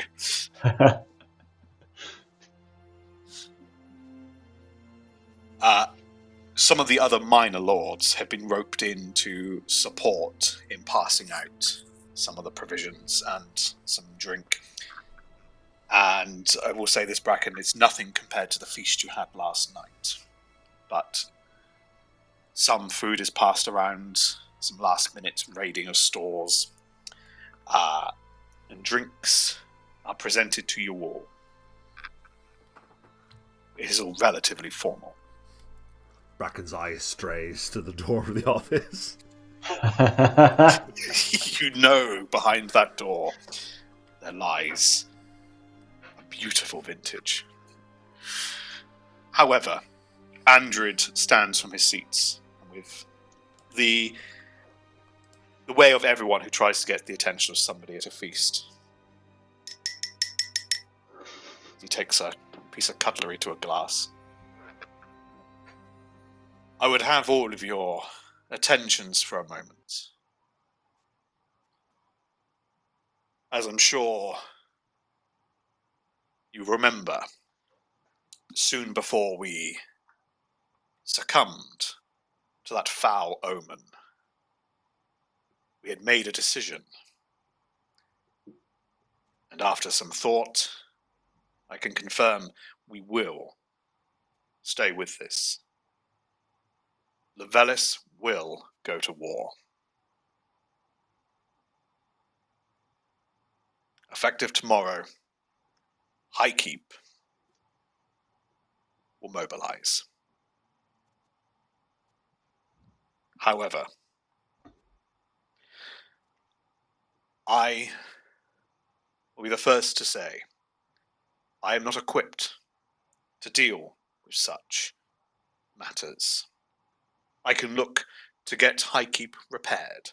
I can look to defend the home.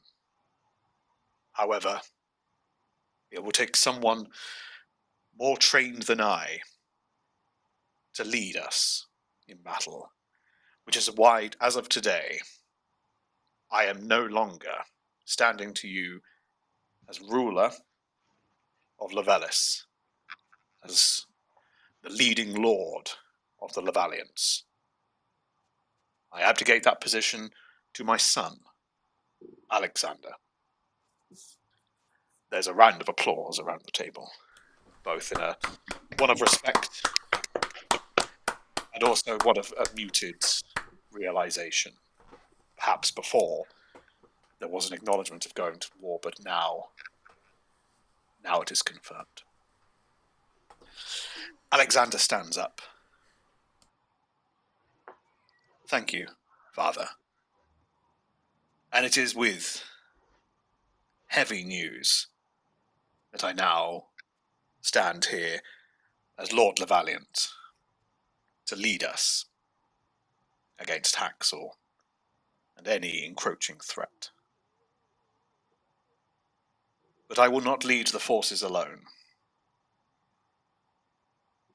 That honour must go to someone with greater skill in battle than I. Someone who knows how to survive in this world. Conrad, do you stand with me? Conrad will indeed stand and say it would be my honour to accompany you in battle and lend my first voice Bracken's knowledge to yours. There is another round of applause from the room. It's all very formal at this point. Yes, very good, very good. Very good, yes.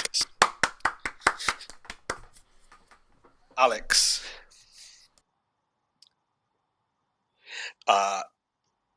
gives a nod to the two of you and says,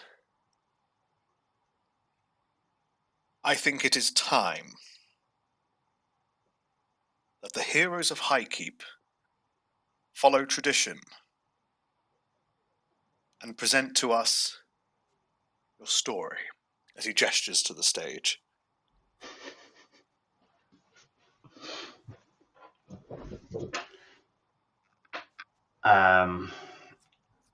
Is that for both of us, or was he? Heroes. Heroes. Bracken, do you love to wax poetic with me?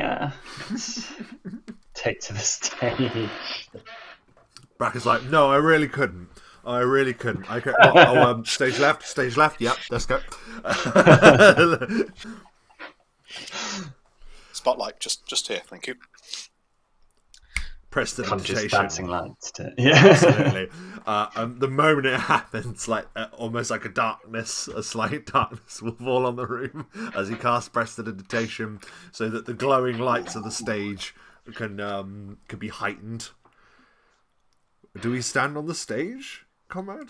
Are we going? Of course. It's a long way. We're telling a story. You are telling the story of the Free Company. On the way to the stage, Conrad will turn to Bracken and say, do you remember the day we first met? Rest. And we showed him Orazio's story. Do you think you could do a similar thing for our entire run?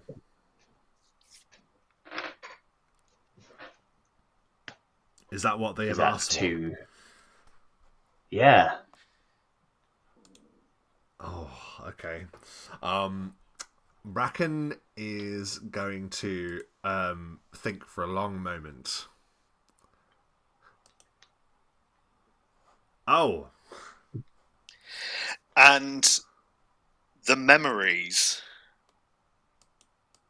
for both of you of everything that has come before starts flooding back as behind you you hear the creaking of bows. You turn and you see two drow slavers standing behind you. Roll for initiative. What? Oh, okay. Okay, cool. All right. Oh, fuck.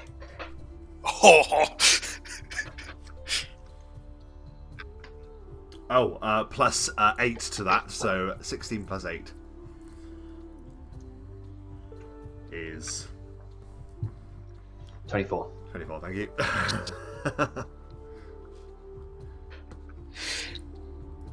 the slavers charge at you. One of them goes in to attempt to stab you in the back, Conrad. Your armor class. Flat-footed, assuming I'm wearing my usual stuff, is 26. That is a miss, as a short sword, a drow-looking short sword, attempts to find its way into your back. This one here attempts to shoot at you, Bracken. Your armor class, flat-footed. Flat-footed armor class is 21. That is another miss, as from a short bow, an arrow flies past you, completely misses. Bracken, your turn. Bracken sort of like ducks as the arrow shoots over him.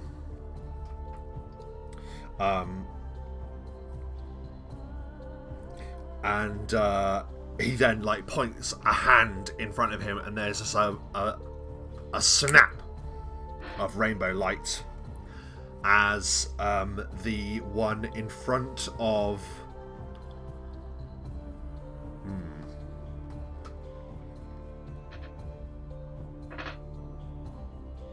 No, what he's going to do is he's going to move first of all.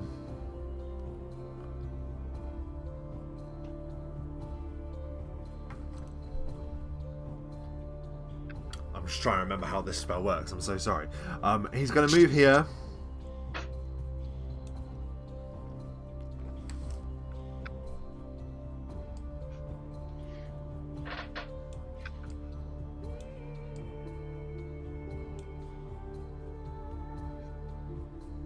As if he goes to flank this individual. It will provoke an attack opportunity because I'm just casting a spell. So we can do that first, yeah. As a short sword attempts to find its way into your side. Mm-hmm. So it was 26? 25 because I've moved now. 25. That is a miss. So the drow swings hard at Bracken and he ducks beneath the attack. So he's almost like back to back with the drow, and then he points his hand at the one that has the bow on the far side. Yeah. Can it please make a will save? DC.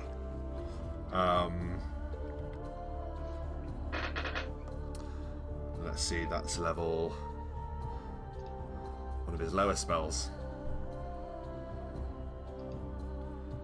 DC 24. Will save. Oh, 19 on the die. But it's not enough. Wow. There is a sudden snap of light, but really Bracken is the only one that's privy to it as he conjures translocation trick. Bracken is now standing where the drow is, but he looks exactly like the drow. The drow is standing where he used to be and looks exactly like him.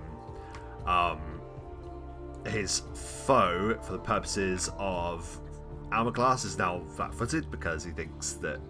Not flat-footed, sorry. Is... Not flat-footed, what am I talking about? The others I look exactly like his ally, basically. Yes. But that's now looks like I'm... Yeah. You look like him, he looks like you. Yep, cool. So if he were to try and turn around, he would try and attack his foe, thinking it's me. So he thinks that one is me. Cool. Okay. Excellent. Is that all you've got? That's all I'm doing in that turn. Lovely. Excellent stuff. Conrad. Slaver is attempted. Yeah, Conrad's just gonna swing around with the chain and attempt to mount a tombstone strike on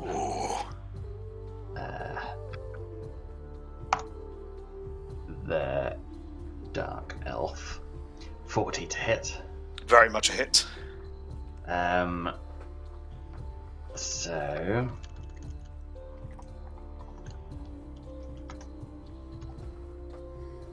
that will be 21 points of damage and 9 points of constitution damage.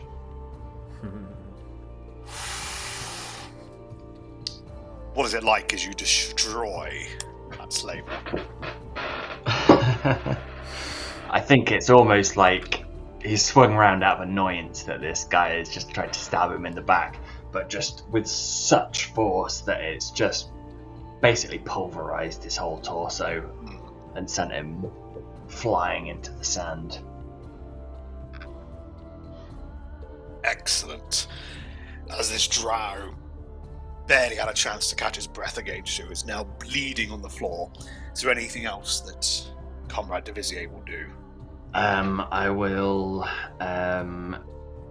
drop into a stance of, I guess, Thicket of Blades. And that is it. Excellent stuff. There's a commotion next to you, Bracken, as a voice looks up and says, "You're not right." Trout is now standing behind, flanking the opponent. And across the field as well, Orazio, he appears with the infamous words, "Let's blow Chunk's pussy." He grabs his bow.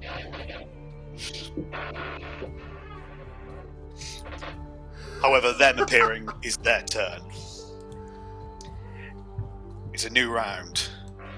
And you see over the other side of the arena, there is a tremendous roar. In fact, there are two roars, as the roar of a two-headed giant, an Etin, screams out. It goes. And this looks like you, doesn't it? To its ally, but he's dead, so it doesn't matter. Oh, but it looks like... Oh no, we do actually look like each other, yeah. Sorry, yes. Yeah. The Etin runs to here, and one club swings down upon Trout's head. Oh god. You're going to kill him again. As Trout is squashed into the dirt somewhat. Trout is now whacked halfway into the dirt, similar to what happened the first time. That was unfortunate. But the Etin's second hit swings at Bracken. However, that is an easy hit on the drow slaver, doing a very respectable amount of damage as the Etin crushes the slaver beneath his club. Yes, it worked. A visage of Bracken vanishes. You both notice that in the stands, a few faces become visible.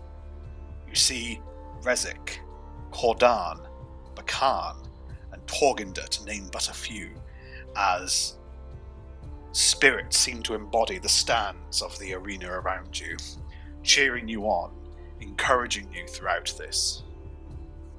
Bracken. Incredible. Bracken at will just drops the illusion with the death of the target, and will just reach out a hand and will cast Hold Monster upon the Etin. Let me just bring that up. I'm pretty sure that's the right level, but just to make sure, I believe it's a will save of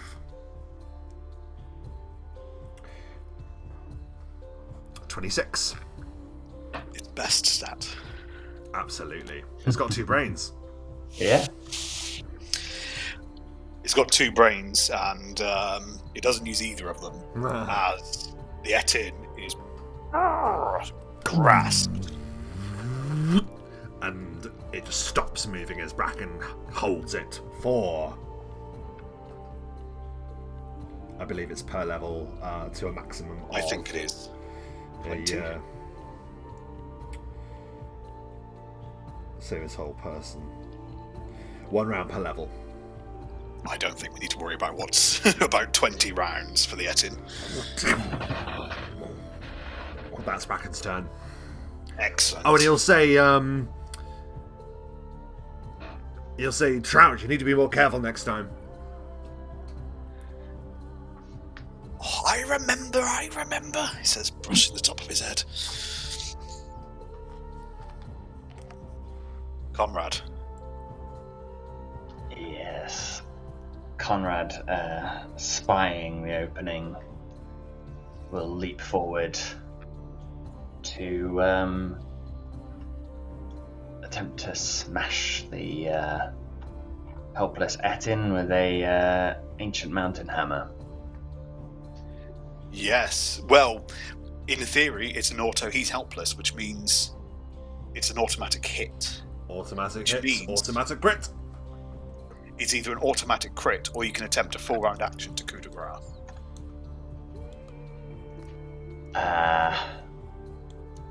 Oh. I had to move forward, so I can't do a full round action. Was it only a 5-foot step? No, it was 2 steps, wasn't it? Yeah, it was 2 steps. Okay, So it'd have then to be yes. auto crit. Auto crit. Then roll me a D100 to see what you do. 57. 50. Of course, the one I decided to not minimize it, but close it. I suspect that is a critical multiplier +1. Excellent. So even more deadliness. So that will be 3 times. Okay.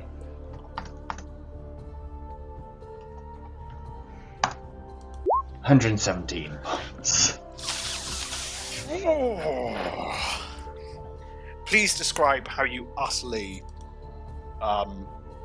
destroy the helpless Etin. I think Conrad runs over, shouts, "Trout, duck!" and then swings the chain in a great uppercut that catches both of the skulls in one, pulverizing the jaws, smashing them to pieces, and ditching it in the sand. Excellent stuff. Trout is now covered in blood. He climbs out of the dirt for his round. Every time. Trout, to me! As he can only get to there. This is why I don't kill things. It's just... Oh, gosh. Horatio, on the other hand, he had his bow ready and went, you beat me. Next one's mine. And then you notice as well from a distant other part of the Colosseum some other familiar faces who you've crossed paths with, a few new as well. You see Lottie Cobbler. You see Lottie Cobbler! Cobbler by the sea! You see the elected of Merrick's Bay. You even see Bruddard, or Griffith, depending if he was Welsh or not. Yes. You have a moment of acknowledging these different spirits appearing, cheering you on, following you, when, appearing from out of nowhere, a Hydra. 5 heads staring you down. As it appears, it's 5, 10. It takes 2 steps. We'll do that. 3 steps towards Horatio. As 1, 2, 3, 4, 5 bites attempt to make purchase to his back. It's open. 1, Miss. 2. Miss. Miss. 2 hits snap into the back of Orazio as he's not quick enough to turn around, as the Hydra does a substantial bit of damage. That could have been a lot worse. Okay. It's not too bad. Bracken, you've just seen this Hydra appear. What do you do? Bracken will put his hand on Trout's shoulder and say, "Make it count," as he casts True Strike, meaning that Trout's next attack will get a plus 20 to the attack bonus. So please make a note of that for Trout. And then he, with a click of his hands, the staff of transmutation appears, and he whirls it and then looses a blast of disintegrate at the Hydra. Oh. So first of all, I've got to make an attack against its touch armor class. 26. That's an easy touch. Please make a fortitude saving throw of 26. Hang on. I always do disintegrate fortitude saving throws publicly. You do. I'm not changing that now. 26. He was close, but it wasn't enough. As the Hydra Incredible. fails. So its maximum on disintegrate, which I believe is 40. 40, yeah. Ridiculous amount. Can it beat Conrad's ancient mountain hammer? 138. Literally, the air sets fire in front of Bracken as disintegrate explodes at the Hydra for 138 points of disintegrating power. Oh. As the Hydra doesn't stand a chance. It's got 2 hits in on Orazio, but that absolutely wrecks it as he falls into a pile of dust. So much so, actually, I'll remove the token. Bracken gives a blast, and then he shoots like a venomous stare into the stands, looking at Bruddard, the orc that they tracked over hill and dale, who fled from a battle long ago. You do indeed. But you look elsewhere, and you see some other familiar faces. You see Pilgrim. You see Flora. You see Zarado. All of them giving you a knowing nod. Zarado cheering you on, even though he's not cheered in return. Boo, Zarado. Boo. Conrad, is there anything you do with your turn? Yeah, I'll swap into Iron God's Glare stance. So any enemy who's threatened by me is at -4 to hit any of my allies. So basically anyone within, 10 feet. Nice. Excellent stuff. And I will move into the sort of middle of my pals. Nice. Trout looks at you, Bracken, and says, "Don't think anything of this," as he hides, at your feet. Not looking up. Oh, that's a good hide check. As Trout somehow disappears under you, Bracken, for a moment. Incredible. Orazio is very much looking around and being like, "You're too quick. Let me at them. Right in the eye. I can knock them down straight." His fingers itching to pull on the bow. There is a moment, and then some other figures now appear. 1, 2 of the masters. Both of them holding in their hands a demon claw dagger. This one charges at you. That's why he charges at you. He runs forward. Your armor class. 27. Which master is it? Do we recognise? This would be Lug. He's the one who went with the flesh golem, if you remember. Oh, yeah. 27. That's a good roll, but it's not enough for them, as his dagger just bounces off your armor. He tries to get in there, but with the threat of the chain and the durability of your armor, it's not enough. However, Mirak casts a look at you, Bracken, and he gives a smile. And as he clicks his fingers, I need you to make a will save.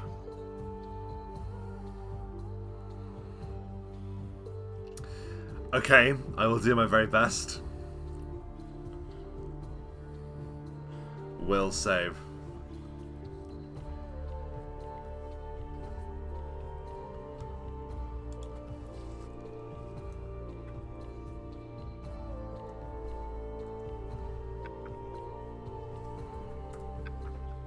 $37. Last time there was a different fear that struck Bracken to the point of demise. This time, it is memory that serves you. You remember what happened, and perhaps that is enough. His fear doesn't strike you again, or never strike you again. Bracken. Yeah, Bracken sees the phantasmal killer rise up like a great ghost from the past, but then he just brushes it aside, and it dissipates like mist in the morning. It turns into raindrops, like a mist in the morning, and then it begins to refract light as Bracken just transforms this magic in the air into a prism of colour, and a blast of prismatic energy is returned to the Deliverer. As magic locks against magic, he casts Prismatic Ray upon Lug. Was it Lug, sorry? Mirak. No, Mirak, sorry. On his touch armor class 4, 28. That is an easy touch on his armor class. Okay, Prismatic Ray. 7th level spell, I believe. Well, he rolls a d8 first, doesn't he? Well, hang on. I just want to have it in front of me.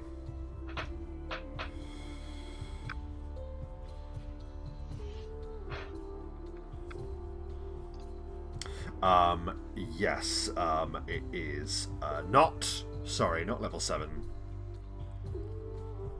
It's level 5. Oh. So that's 25 on the DC. But does the slave... Oh, sorry, I'm so sorry. Yeah, please roll a d8 now. I just wanted to have it in front of me, yes. Oh, that's good for you, bad for him. 2 effects, roll twice more. 1 and 4. Okay, so 1, he needs to make a reflex saving throw. 25. Of 25, correct? Nope. The red slams into his gut, doing 20 points of fire damage. Oh. Please make a fortitude saving throw. Of the same. Finally, I roll well. He does make it. Okay, he isn't killed instantly. He instead takes a d6 constitution damage. Oh, roll it up. Unless he's immune to poison. It doesn't appear they are. 6 points of constitution damage. As he bats the spell aside, I imagine, with his claw, but then realizes that he's still been infected with the poison and just slumps as the green color pervades his orange and black stripes. And it didn't kill him outright, but it looks like it might have or should have, because he's gone from all power and guise to a withered, skeletal-looking cat tiger Rakshasa. He's like, ugh, as he's barely clinging on. All like flesh is now sucked in and withered to the bone. Horatio, do your thing. Conrad. Conrad will perform a Greater Divine Surge strike on the Rakshasa in front of him. 49. Yes. And I will take I'll take 4 off my Constitution. Oh. To add 8d8 to this damage. Uh,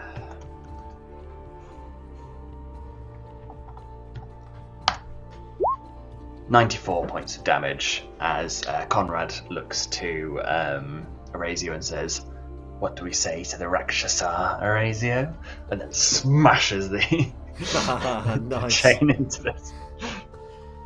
And as he explodes, Orazio is just watching in like awe, and he just mouths instead.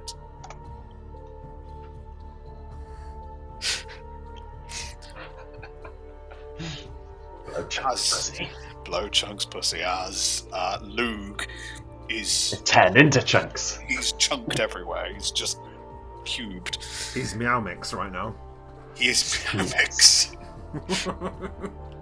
He is lying on the floor. From between your feet, a shot appears as Trout unleashes a hidden True Strike. True Strike. Now, at that range, that hand crossbow shouldn't make it, but with True Strike on, it carries that bolt further in. Sick. And it is enough for a sneak attack join us. As a bolt hits Mirak in the side of the head, knocking him out. As Mirak drops unconscious to the floor. Oh, Trout's always the charitable sort. Trout pops his head and just says, I looked up, and then gives you a knowing look like. And then vanishes again with a high check.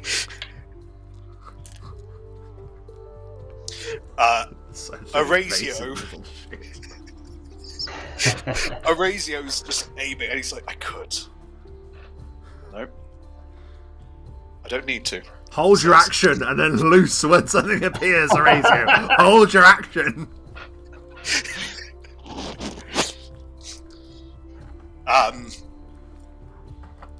It's a little too late for that, because as Mirak falls unconscious, he seems to vanish. With his vanishing, you notice there's a few more people in the stands who become visible, and be careful there. There we go. As you start to see slaves, those you freed from the mines, those who you rescued, or at least started to rescue from the vineyards on your way to liberty, as they start cheering you on. Free company! As the voices echo across the Colosseum. But from behind you, you hear a horrible scream as Mirak reappears, but this time in his second guise. Following his death, the Vrok Mirak reappears, and its screams is deafening, but with its hand it lifts up the corpse of the Etin and throws it down upon you, Conrad, as he uses telekinesis to slam you with the corpse of the Etin. What is your armor class again? It's 27? 7.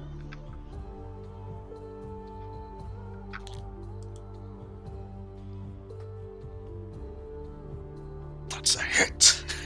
Yes. Oh, one hit me for once. One hit you. Previously, every time that's happened, they've just bounced off. That was a rare, lovely roll. And it means, because of the size of the Etin, I have to get an app open. Here we go. As you take 36 points of damage as an Etin, a whole giant, is thrown into you. It just gets lifted up about 60 feet in the air and brought down upon you like an Etin missile as these two heads just crash and collide into you. That is its turn.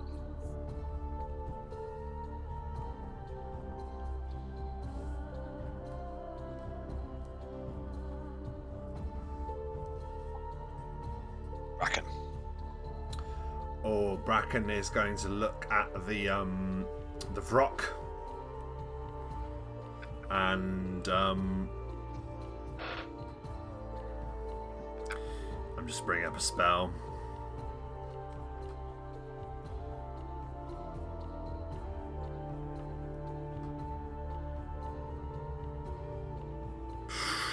Okay. Oh, that's complicated.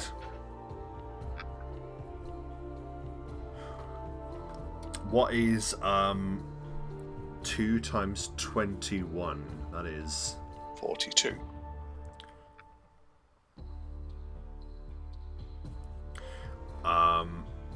Bracken looks at the demon, and he holds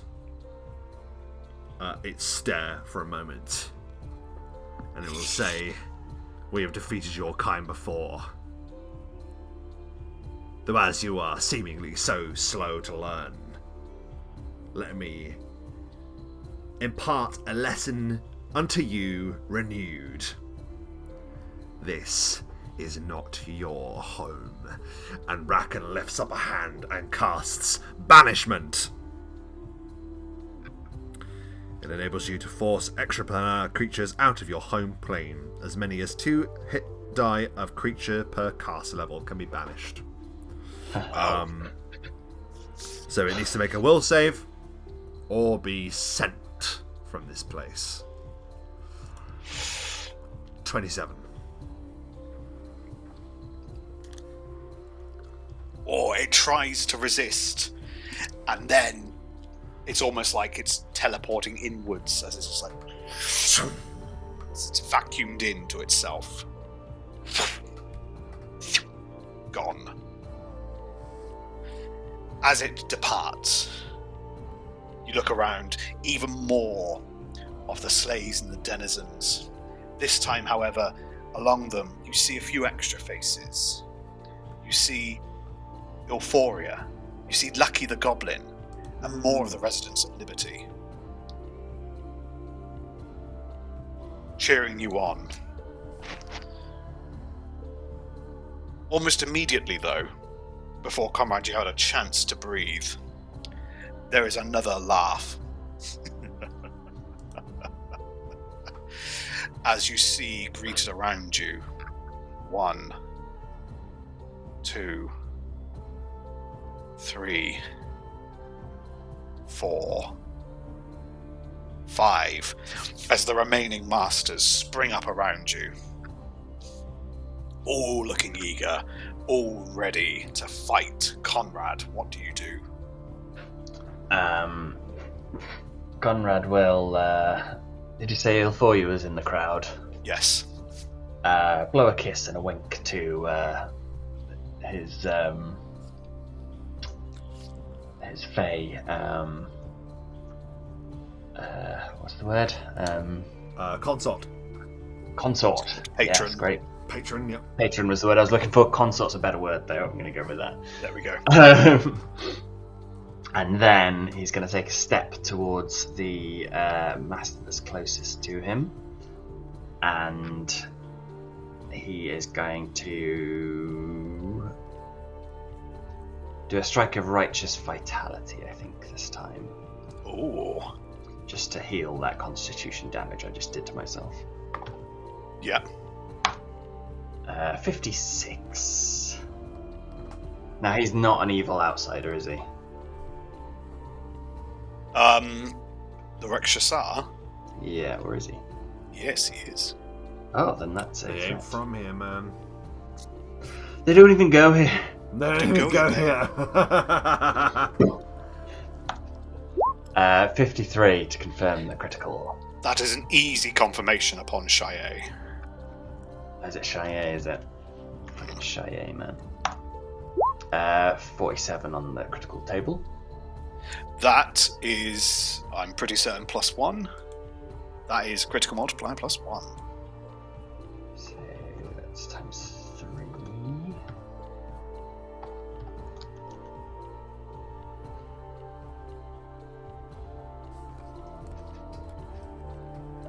Sorry, my maths is slow at this time of night. Better than mine. 123 points of damage as Conrad charges forward, Oh my god. yelling, "The Free Company!" and then slams into Shia and then glows gold as all of his wounds. I say all of his wounds, he only got hit once by. Well, to be fair, it's a netting.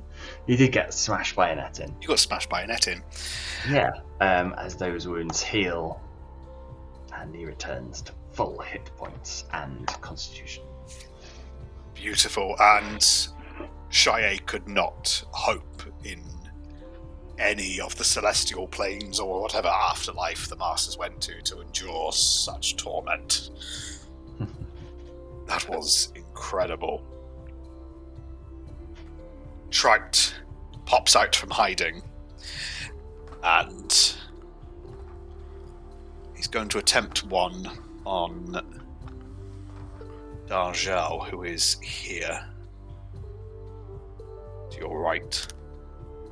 Oh, that's a lovely flat-footed hit. Let's see what he can do with a sneak attack. And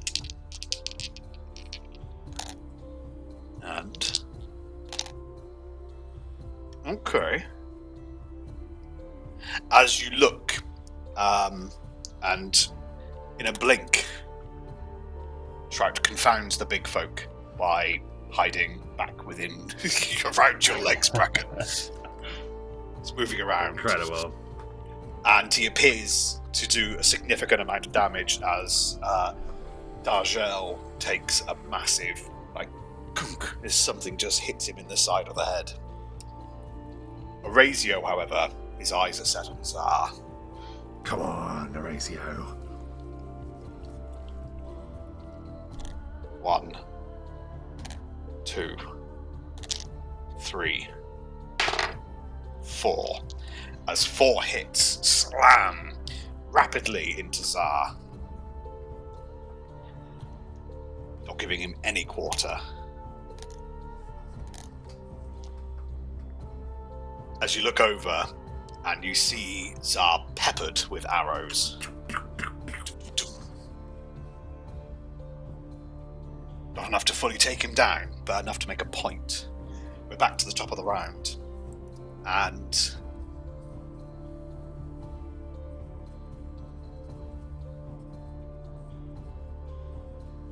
Eurus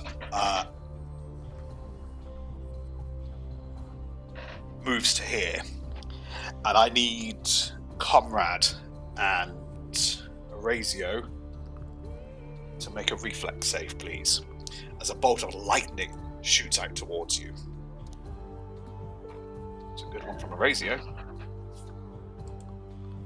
Reflex is not my strong point. 14. Oh, that is not enough, I'm afraid. As a lightning bolt strikes you in the side. There is inspiration if you want to use it, or you can keep it for later. Oh, yes.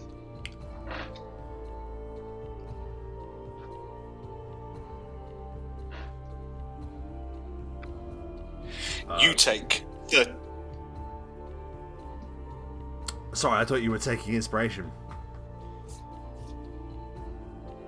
Oh, not on. I would have to say before I rolled, wouldn't I? Just as a reminder, but Yeah. you take 31 points of damage, and Orazio takes a bit less.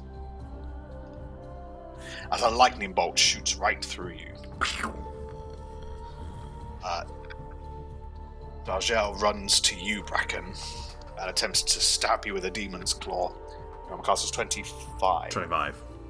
Except he's just come into my threat range, so he's at -4 to hit my allies. Ah! He's technically rolled -1, because I was a very good for him. So that is an utter miss.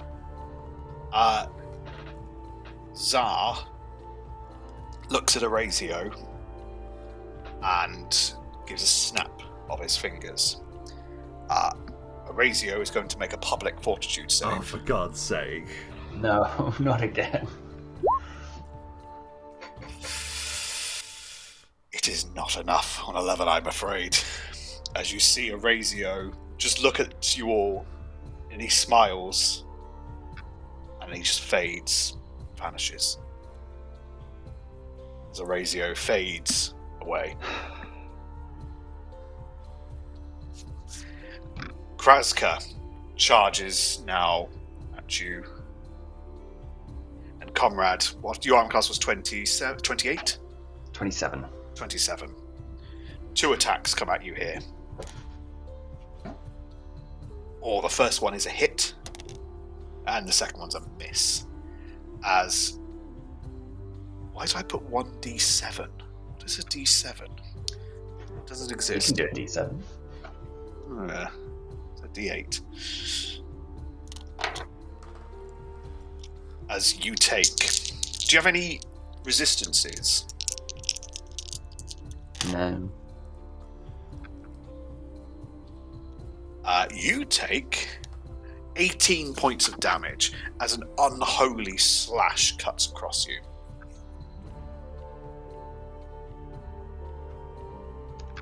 Cool. Bracken. Bracken sees the blow coming a mile off. It's Kraska that swung for me, wasn't it? No, Dargel. Sorry, Dargel. But Bracken will provoke an attack opportunity because he's going to move away and then cast a spell, but because he's not just moving away, it does provoke an attack opportunity. You'll take it. 25. That's a nat 20. Let's see if he confirms. Oh.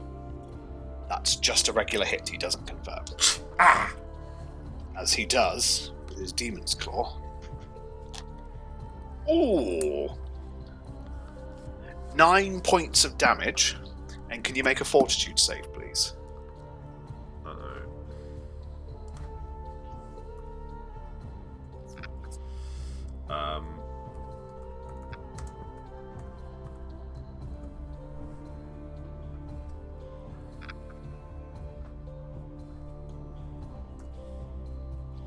37.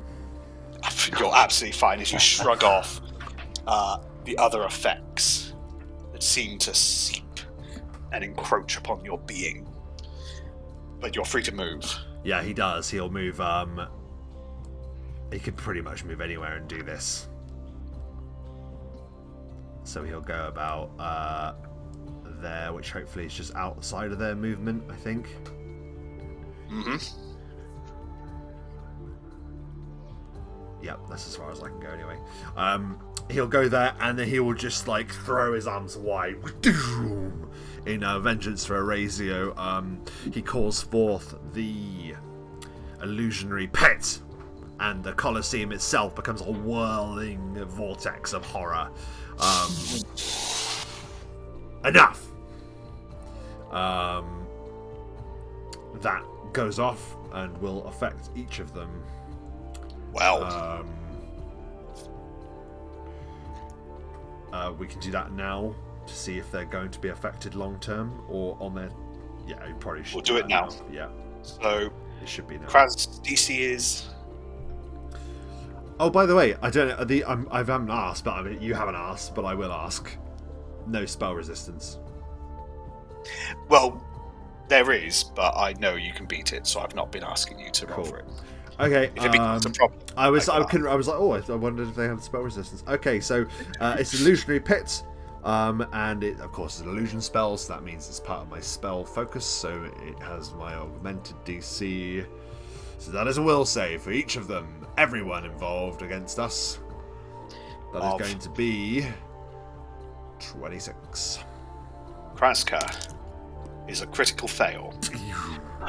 Tsar is not too far off that himself. That's a fail. Oh, Eurus, the guy far left, is a success. He is just stunned for 1 round. So he's just stunned.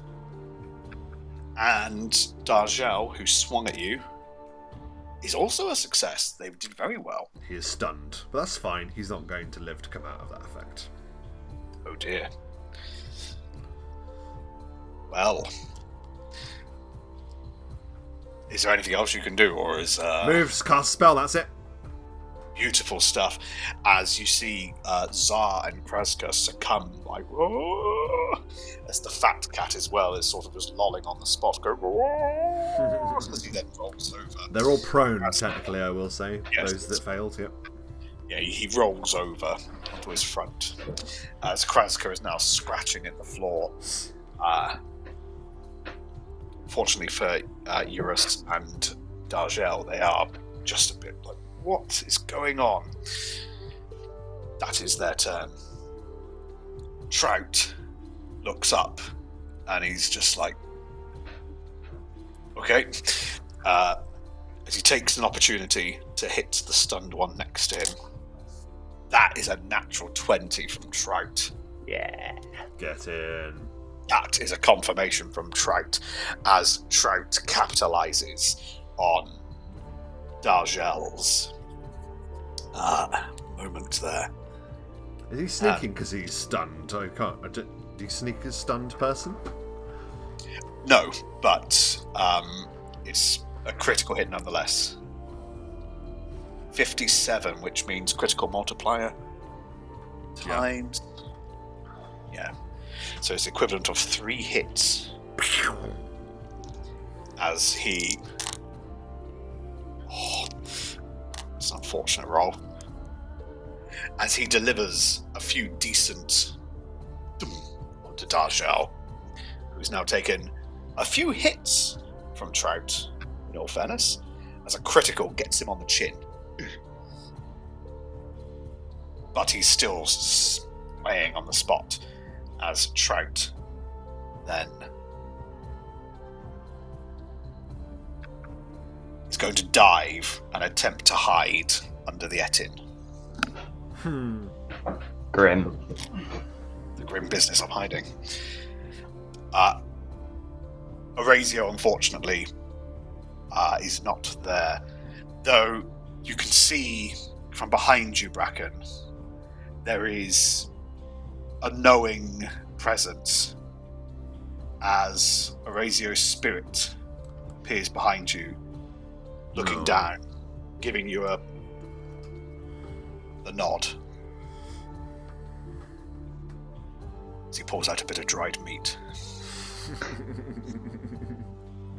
This is Colosseum snack. We're back to the top of the round, and there is a familiar creature that appears in the distance. The demon that became Trout, the demon that stemmed from Bracken, appears.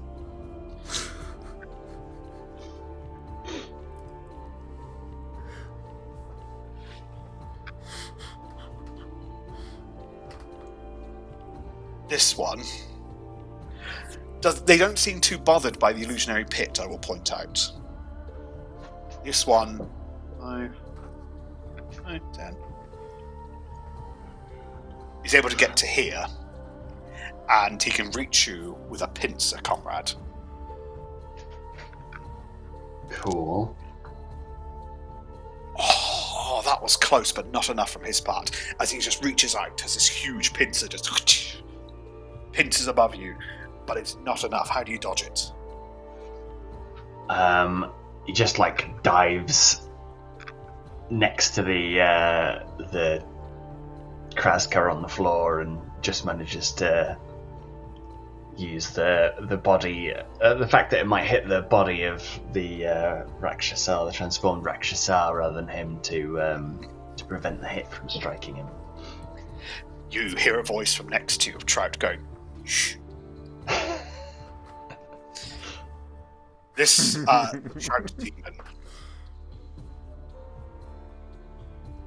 5, 10, 15, 20, 25, 30.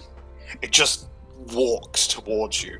But as he does, Conrad, this ungodly stench just erupts from its skin. Here we go. Oh, this thing is horrible.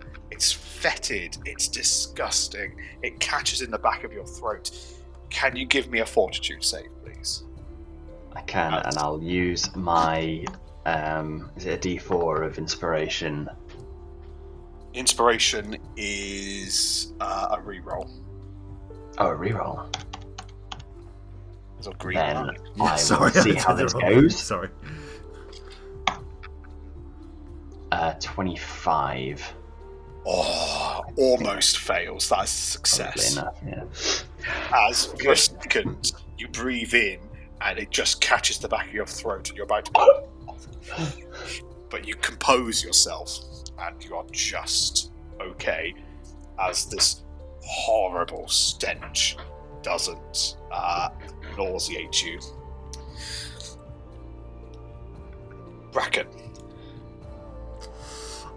Bracken is assessing his options here. He's noting that, like, we haven't got rid of the other wave of enemies before now more are showing up, so it's time to clean house. He looks at this point here. He can get this Master Tsar. Yep. Fat Cat Tsar. This one. Dargel. This one. The Trout Demon. The Hezru, yeah. So those three within 20 feet. All of the others, 40. Except for... Yeah, so everyone apart from that one at the far end will be affected in some way. As Bracken just hurls his hand to the air and there is a rippling blast of rainbow light that soars down from on high, and then he levels it at the ground at that position there, and there is a sudden eruption of power as a reality maelstrom opens as Bracken casts a level 9 spell, and suddenly there is a howling gale that begins ripping those towards it. Now, all of those that I demonstrated that were in 20 feet.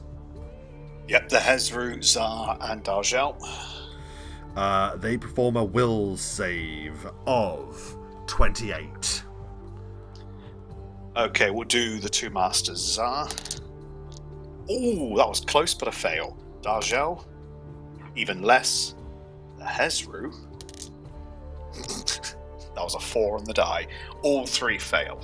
So all of them are just immediately, upon casting, just like ripped from the arena into the howling void, and will arrive at each at an individual destination. Roll me 3d100. I can do this very quickly. Tsar is sent to the first one. Oh god, I keep hitting paste and I forgot that I haven't copied the roll thing anymore. I usually have it roll. Yeah, Roll ready. D100, yes.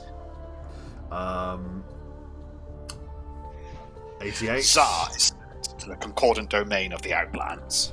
Just gonna Dargel. hit the button. Dargel. What the hell is going on with my dice? I do apologise.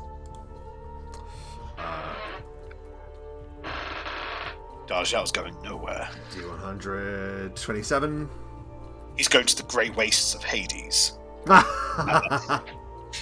Hezru. And 59. The 7 mounting heavens of Celestia. Good luck. Good luck. Gonna love that. In Celestia. Enjoy the land of law.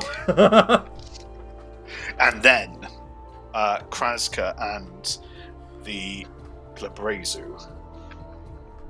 Yeah, so they have to make reflex saving throws or are dragged to that position, and then have to do the will save. So the reflex is the same, 28. Kraska does not. The Cabrazu needed a critical. No, They he's a both big boy. fail. Yeah, so they both have to do the save, and they have dragged to that point. Do I have to do the save, or am I immune? It just says targets, and you're not a target. Fair. Well, we haven't previously in other battles. It's fine. That's all good. So, Kraska fails. The Glabrazu. Oh, that's a 2 on the die. Where does Kraska end up? Right, I'm actually copying that now because.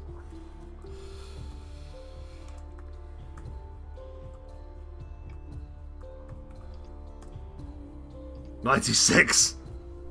Or he goes into the elemental plane of water. There's just water there. Because cats famously love water. And 21. He almost went to the infinite layers of the abyss, but instead goes to the Tartarian depths of Cass'ro. Enjoy. Sounds great. He'll do well there. That is Bracken's turn. Excellent stuff.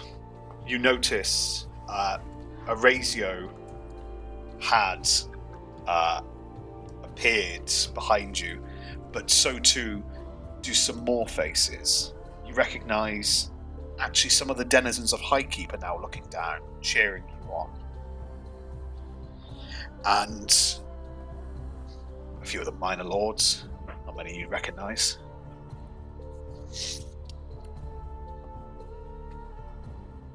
Also, stepping out further away, you notice a figure falling into place, as if falling through a rip in the dimensions. Rust lands in the arena. Yes. Rust. He looks at you. Did I miss my brother? Again? He'll be waiting for you, Rust. Horatio gives a wry sort of just acknowledgement from behind as a spirit. Dried meat still in hand. Horatio throws his bow from the stands as Rust grabs hold of it, testing out the draws. Yes. This will do. What about your bow, Rust? Why haven't you brought your bow? How are you going to fire 10 acres of arrows if you don't have a splitting bow? Yeah, where's the split? Why haven't you got your weapon? That's weird. Right when we need it. He raises it. It's 7 acres of arrows, and allow my some symbolism, would you? As he then just as he fires off a flurry into Eurus next to you. You thought that'd get past us. So he throws his bow. I'm like, no. Where's his bow? The one that splits all the arrows. It's like a nuclear weapon. I've planned for this. Thank you very much. Yes. Just wanted a nice moment between brothers. Yeah. 1, The Bow Bros. Bow 2, Bros. 3, 4, 5, 6, 7. Only one misses as 7 arrows land into Eurus. Just. Oh, I need the dice roller for this.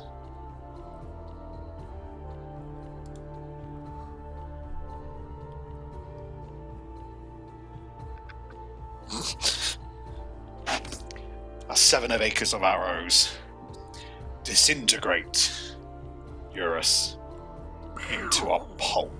How many of them go into his eyes? I was going to say his eyes. Yes. One for the mouth, and the rest just line up the body as the masters lie broken upon the battlefield. You notice as well, in the arena around you, Again, more familiar faces. You see Acheron. You see Pilgrim, the Warforged. You see quite a few Warforged as the oppressed guards and spirits of liberty look down, cheer you on. In some places, you start to see the memories of the Grizzly Scribes looking down, cheering you on, Rust and Erasio. But you also see, hiding terribly, Trout, now looking down, going, what? He didn't get killed. What? No, but he chose to leave us before, didn't he? So might as well. As crawling out from under the Etin, a dog just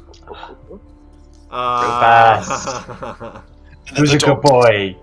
The dog stands on its hind legs for a second and stands like a dog having fun until this dog having fun takes a bit more shape as the legs start to get a bit more humanoid, the arms get a bit more human, and then the hairy body becomes that of Rufus, a new human. Oh, I could go for a bowl of water right now. Good boy. Just... Sick him! You see him holding his staff like a tail, just kind of shaking slightly. I'm a good boy. We're back to the top of the round. Oh, how could I forget? A few extra faces. Got thrown off there. Not only is Trout now looking down upon you, but so is Melgan. You remember Melgan, don't you? You own his shop. Oh, yes. Correction, we Father own Nail. our shop. He was involved. Father Nail, and more of the residents of Highkeep now start to become present, cheering you on, involved in this story you are now weaving. But for how long? There is a moment when there is a brief respite until a figure appears. It gives you both a knowing look. It gives you both a bow. It says, "My thanks." And then it clicks its fingers, and Astraflux vanishes rapidly. Gone. However, as if to know that this being was escaping from a prison, around you, many holes rip open amongst the ground. Some near you, others in a place that threaten you. Here we go. So, as voids appear across the map, I will need... Gulp. Oh. Just jumping between layers. Like a cave collapsing around you. I need two of you to make a reflex save as the ground opens up around you. I'll use Diamond Defense on this one.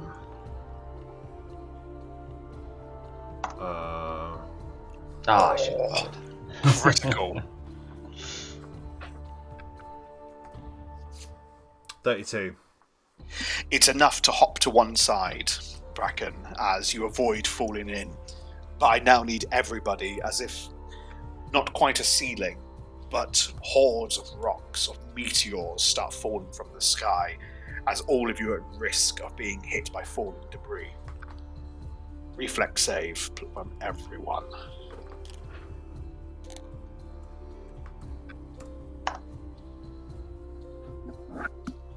$21. 26. Oh! Conrad and Bracken, it's both not enough to avoid these strikes as these meteors come plummeting into the earth. Rufus takes only half of this damage, and Rust, with his evasion, avoids all of it, fortunately.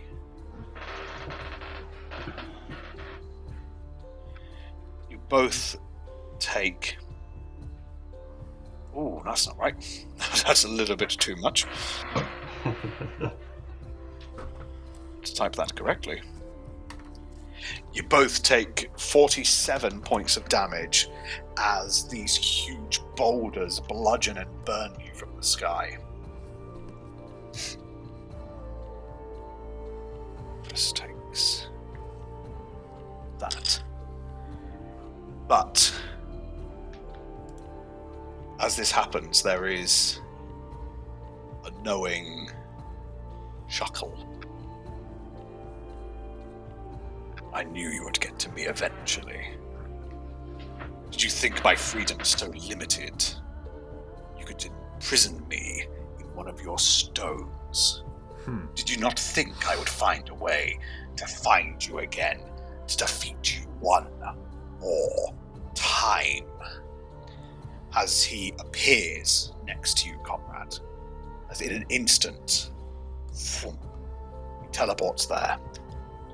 Your armor class was 27. Yes. As this horrendous scythe comes crashing into you.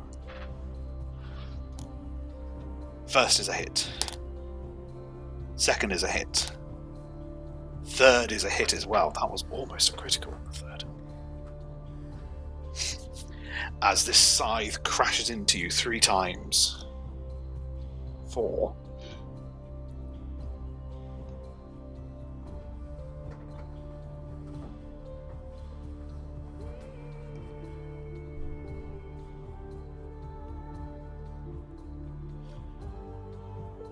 For 81 points of damage over the 3 hits.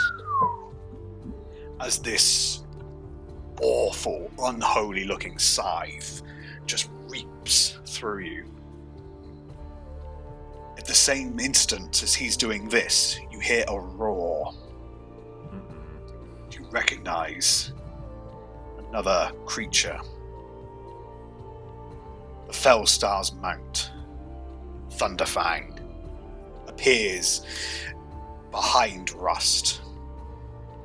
Rust! He only needs to take a 5-foot step to there, I believe. And... oh dear. I need Rust and Bracken to make a reflex save, please. As Thunderfang, electricity just drips out of his mouth like a liquid as he is about to unleash a horrible looking breath attack upon you. 41. 41. Ooh. Rust doesn't roll so well, but will only take half damage from this. So same as you. Yeah, half.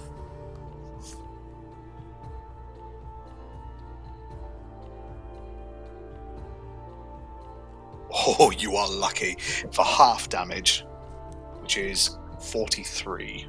Jeez. As you avoid full power of Thunderfang's breath weapon, as it unleashes a horrible line of lightning.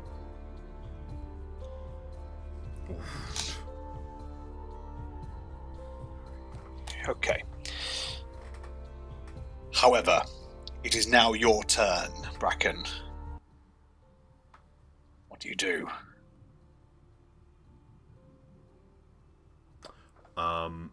The music went very quiet all of a sudden. I know that was deliberate whilst I find the next thing. Yes, okay. Well, Bracken has, like, just at the last second catches the sight of the giant dragon materializing and opening its maw and blasting lightning at him. He throws himself to the side, but, like, he realizes he can't throw himself too far because otherwise he'll fall into the void. Gets caught on the side and electricity just pours through him. And he's watching as Orthronix the Fell Star is attacking Conrad. And he will say, I know you by your real name. Do not be so quick to dismiss this power. Mimixikas. And he holds aloft the jewel that he still has on him. Mm-hmm. We've danced this dance before. And I trap your soul! And he lifts up the diamond, and it refracts light as a prism in his hand as he casts Trap the Soul. Which, by the way, he's doing alacritus cognation, so he's swapping out a spell to do this. Okay.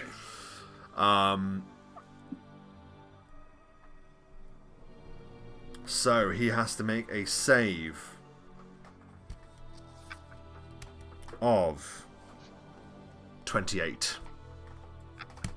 Will save. Oh, hang on.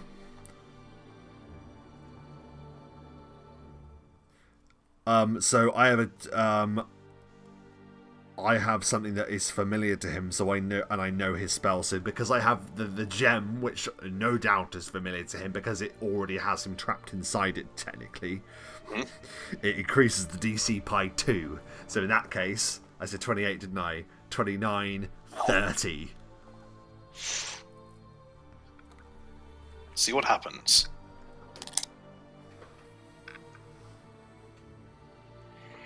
He looks at you and just goes, "You think that will work on me twice? You think you have the audacity?" His spirit gets... And it's like that thing that Bracken's like having to hold it as like it's almost like Ghostbusters like dragging him in like with the beam of light. Yes. And then like he's holding him aloft, and then he just channels all of his power through him and pulls him back into the crystal once again. Back into the void. Back into the void. Ha! You look around, Conrad, and you see standing now in the stands, you see your brothers, you see your mother, all of them cheering you on. You can do it! Come on! As they now are there, along with other lords, other presents. Excellent stuff, as you have totaled the Fell Star. Not once, but twice. Congrats. With the same move. Same move. We cut to Conrad. Thunderfang sits at one end of the arena. I'm actually a bit too far away from him. Oh. So I can't get to him. I think 5, 15, 20. No, even if I double move. 30, 35, 40. Actually, I can... Does he reach to this square here? Oh, I'm on the wrong layer. Show me. This one? Yes. That's just one of his edges, so yes, he does. In which case I will have to charge to reach him.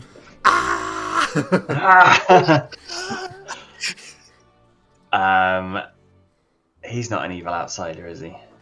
No, he's a dragon. Yeah. Even though he's a bastard. That is almost a critical miss. Oh, that is a fumble. Oh, Evens You out. need it. Yeah. And then I will drop as a swift action into the stance of immortal fortitude. Oh. Just in case. Just in case. Excellent. You look ahead, Bracken, And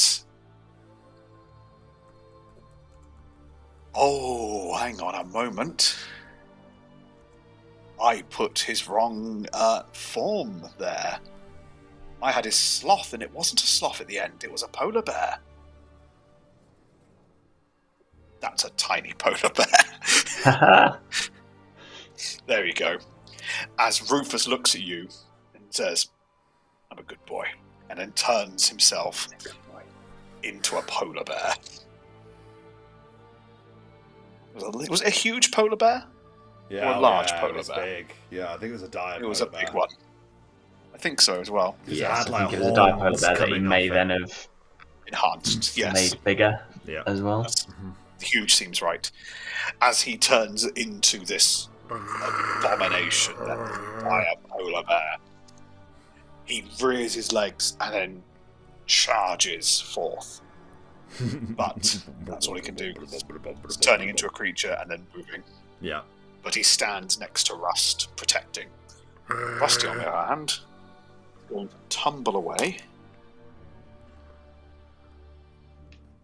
He's absolutely fine. That's a low enough DC for Rust.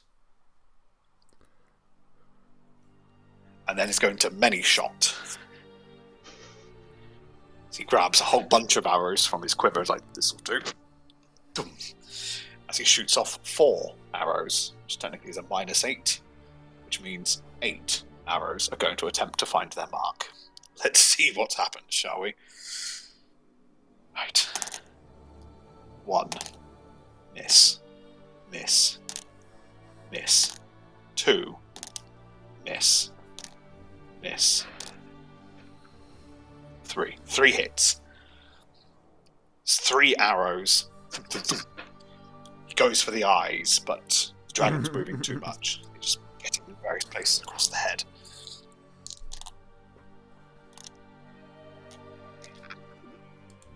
Okay. For a respectable amount of damage. Back to the top of the round.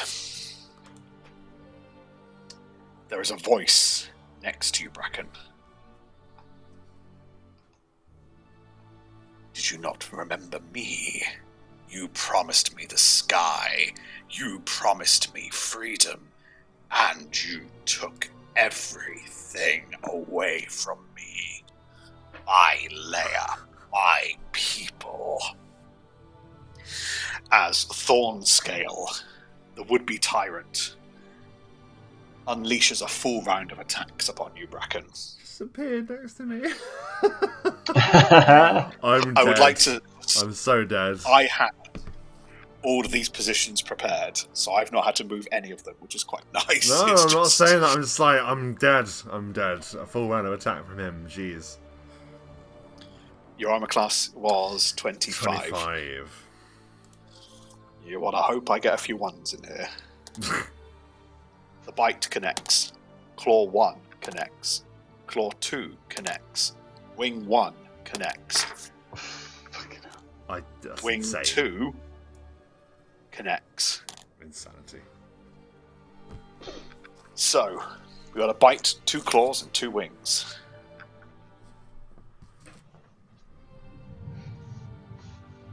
Mm-hmm.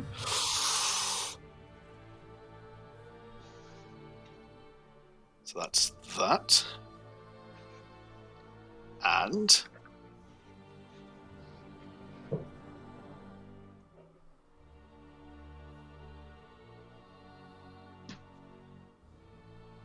oh.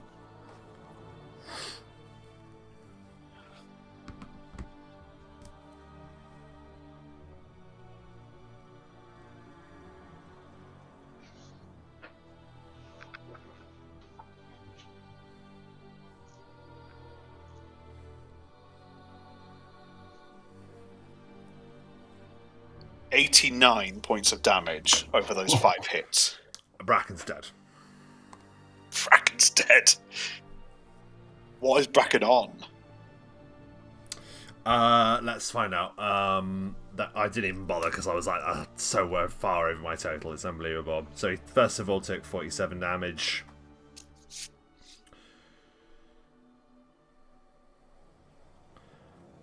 then 43.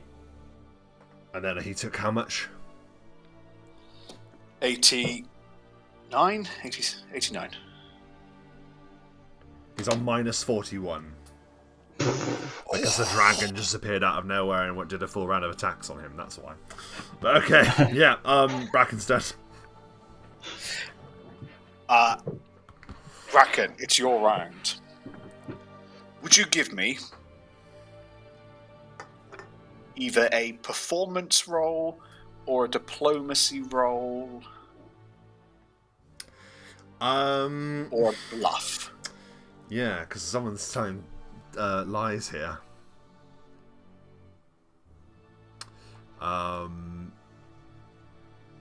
Bluff is really good. I do a really good bluff. I say really good. Give Good me a bluff for then.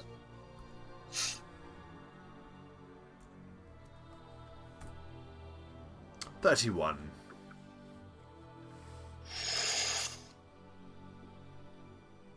You can add 31 points to your health.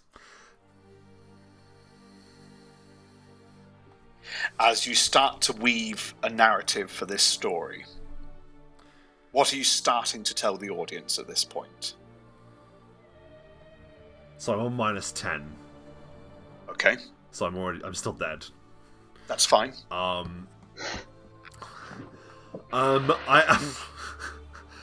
Bracken stops and says, "That isn't how it happened. I was the one to destroy Thornscale. For a dragon has nothing if not time, and I twisted it against him."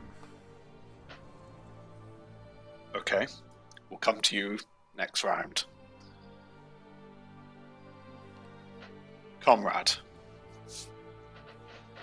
Yes. What do you do? Well, I'm gonna have to.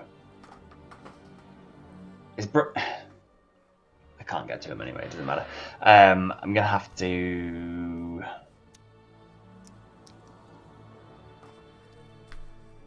I don't have my heal ability yet returned to me, so I'm gonna have to. Ancient Mountain Hammer, the dragon, I guess. Okay.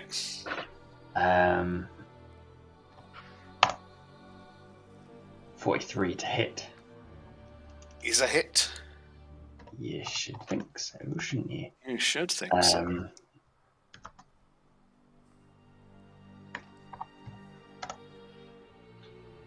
Only 55 points of damage with 4 ones in there. A good amount as Thunderfang roils under your hit. Where do you hit him? What do you do? I think 'cause he's so far away, he's just going to go for the leg, so he like swings it, the chain, it wraps around the leg and just doesn't quite break the bone, but it tears at the skin and rips at the muscle and the scales. Very nice. We cut to Rufus, who goes for a full attack as this polar bear, which I've had to just quickly get some stats for. And I have done the adjustments I think are correct. This roll. 19 on the die. The first is a hit. So the bite hits, the claw hits, the second claw misses as it gets purchase on Thornscale's throat and then just lashes out with its paw. For a decent amount of damage. Oh! Thunderfang is not destroyed, but took a battering off Rufus there.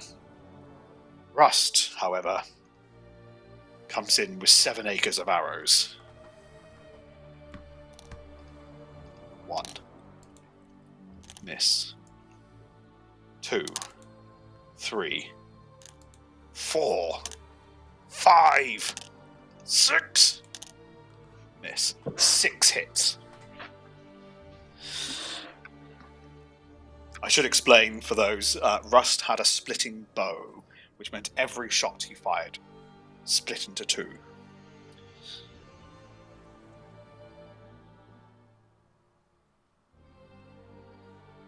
Oh!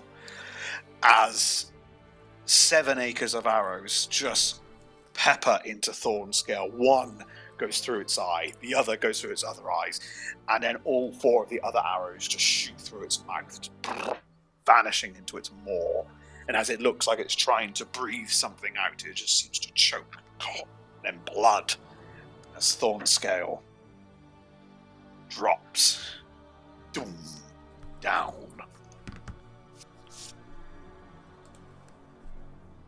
Oh, gets back up again. He's down. But is it down dead or... Sorry, Thunderfang drops dead. Thunderfang's dead, gotcha. Thunderfang's dead, not Thornscale. Thornscale's over there. Mm-hmm. You spot in the crowd now Alexander is cheering you on. He's there. He's shouting for you. You got this! You can see as well Andred the Valiant being a present sight. As Thornscale, not Thunderfang, takes a step over here, and I will need... Well, you can go to there, actually. Everyone to make a reflex save, as a cone of acid gas just erupts out. Oh, bad luck, Rufus. 21, but I suspect that's not going to be enough. It's not enough. Rust is absolutely okay. Rufus is not. As you and Rufus both take 77 points of acid damage.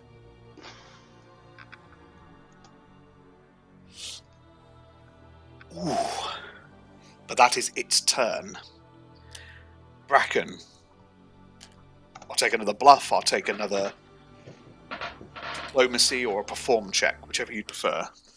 Bluff's going to be the best.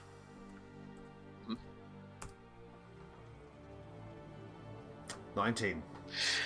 You get 19 hit points back. How do you deliver this narrative to the people listening in? Again, I don't know why that happened. I don't know why I said that, because that's not how it happened at all.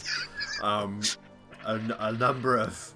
You were just throwing them off, weren't you? A lot of planning went into the destruction of Thornscale, and we decided the best thing was to teleport into his lair, having memorized it down to the molecular detail of the positioning, so we could jump in and just start unleashing everything.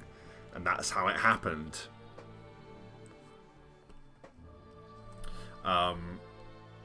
We manifested and teleported into his lair.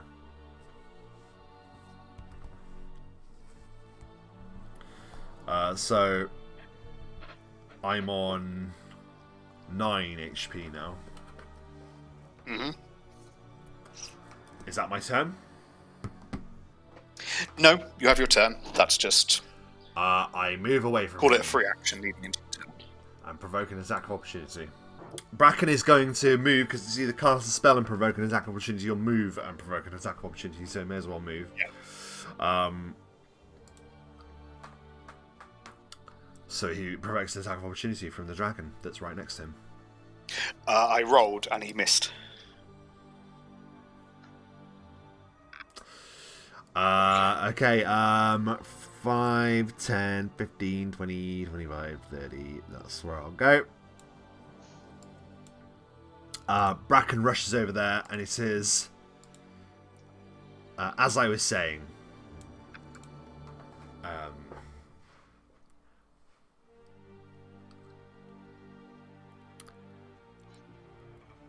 The dragons have time without count.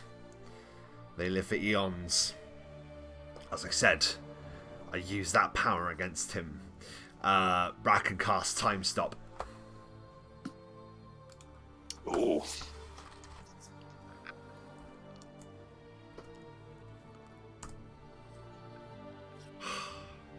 Oh, Still something. you were luckier last time. Yeah, I got it max last time. This isn't how it went. I definitely got more than that. It's the drink.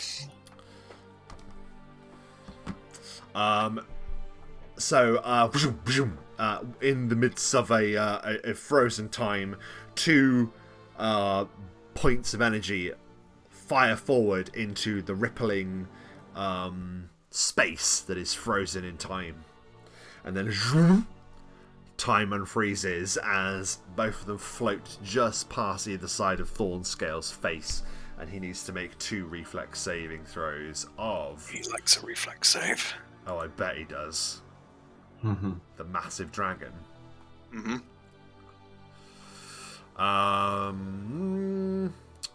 Of 26. That's a fail. That's a fail. Okay. He takes...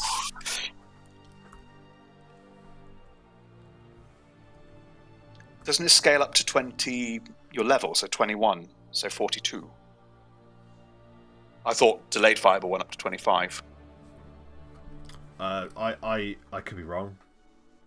Which I think would give you 42?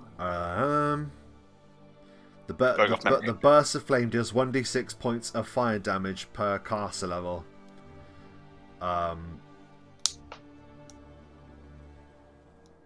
No, I don't think so. Oh, I thought it did. Oh well. No, so bit of a waste, really. But never mind. 156 points of fire damage. Bit of a waste. It could have been so much more than that. As they shoom, shoom, and they detonate either side of his face. How do you take out Thornscale in one time-stopped blast? Like I said, it's like Bracken is insistent on amending this There matter. was actually 4. it was a significantly larger explosion. Like, he stops the whole performance. There's no music anymore. There's no illusions. He's just stood on the stage in front of all the members of Highkeep saying, honestly, that isn't what happened. You'll have to forgive me. This is what happened. And you just see like explosions rippling around the dragon, to the point that the last 2 that explode either side of his head, as he described, just explode anything in that area. So effectively uses 2 explosions to just decapitate Thornscale. It roils in the air, acid blood raining out of its severed throat, and then it tumbles into the apocalyptic holes in reality all around us. Yes, and you can see some of them starting to just close. However, Conrad, what do you do now? Thornscale lies dead behind you. I go down to 21 hit points.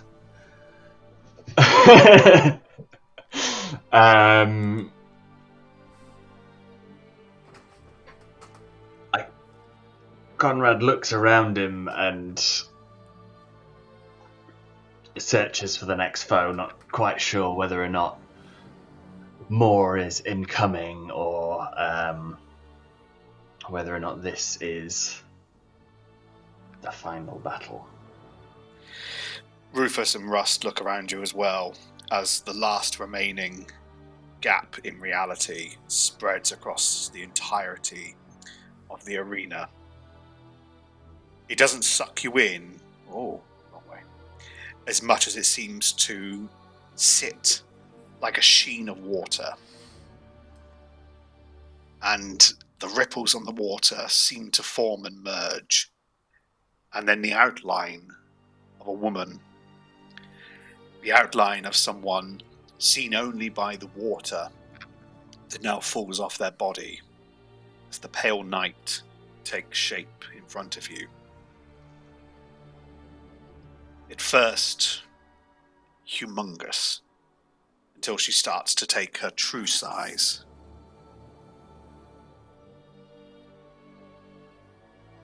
And as she does, I need everyone to make a fortitude save as the Pale Knight attempts to on the veil. A what save, sorry? A fortitude save?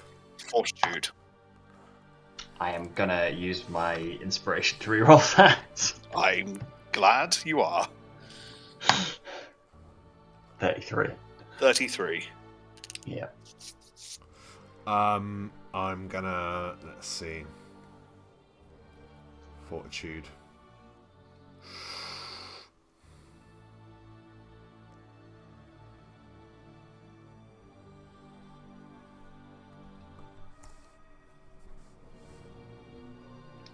Would you also like to use your also inspiration? use my inspiration to re-roll that.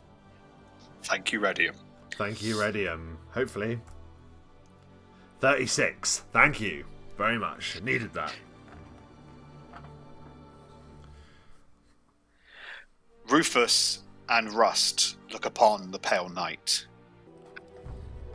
Standing before you now, the Pale Knight attempted to reveal the truth that lurks beyond their veil. Rufus and Rust were not so lucky. Both turned to you with a knowing nod. This part of the story you must do on your own. As Rufus and Rust fade into the stands. Bracken, it is your turn. Bracken is going to look at the terrible creature, and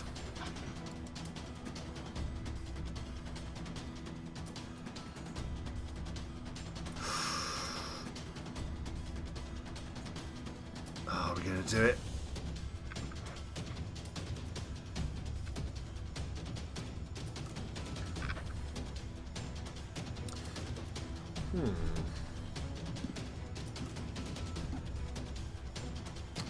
Bracken is going to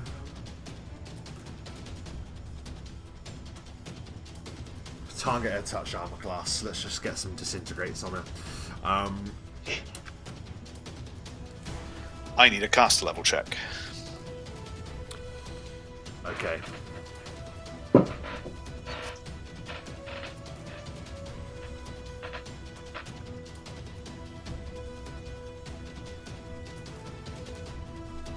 $40. Not a problem at all. And This touch. yep, aim for the touch. 29. Potentially, but she's incorporeal. Wait, magic is a 50-50 with incorporeal, if I remember correctly. You have to tell me, mate. I'm not going to look it up. I need to confirm that because I put it down there. Blah, blah, blah, blah, blah, blah, blah.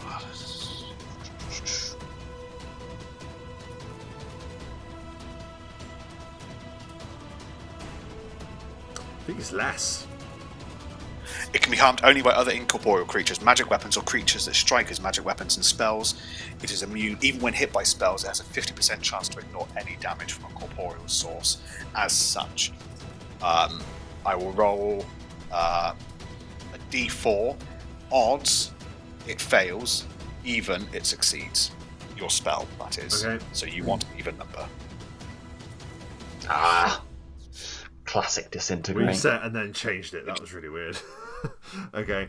Yeah, it just shoots through. Or not, It even misses. succeed. Mm-hmm. Yeah. The disintegrate passes through her. Conrad. Conrad will move forward. I really need some health.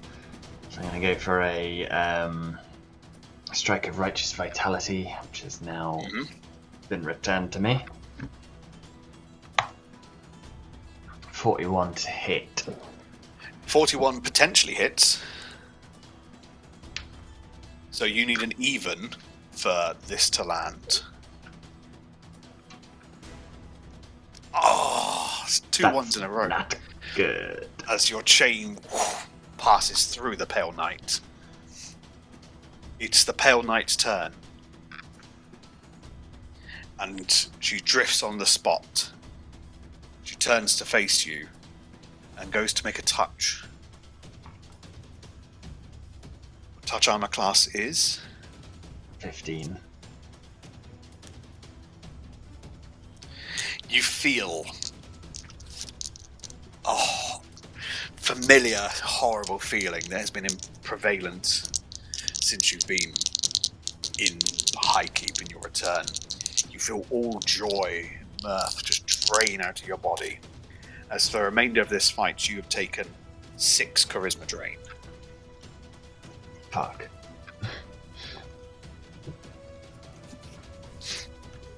That is its turn. Bracken.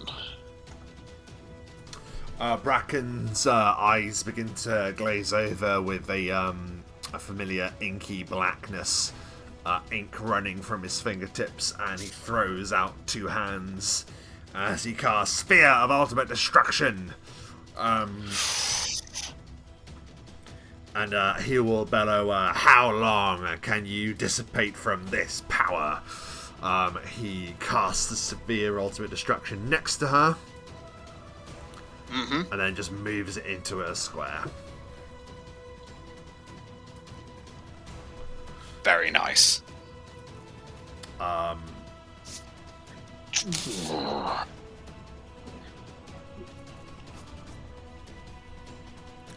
So yeah. I'm just bringing. I'll do the incorporeal first. Before we get to any saves. Evens will work for you. URS, that's a hit.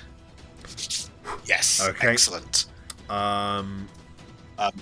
So Spellcaster I need check. a cast. What is your? If you take 10 using your ability on your cast level check on the roll, what is your result? I just want to check. Taking 10, so that's adding. My spell focus is plus 4 because I've got not 4 spell penetration. Sorry, so it's and then greater, so plus 4, and then I add that to my to 10. 21. So 14 plus 21, whatever. 35. Okay, you will need to do a caster level check if Sphere of Ultimate Destruction brings one. 42. Absolutely fine. Crikey. Fortitude save, I guess. Yes. Now, I'm pretty certain Sphere of Ultimate Destruction scales up beyond 20. Yes, it does. That is a fail.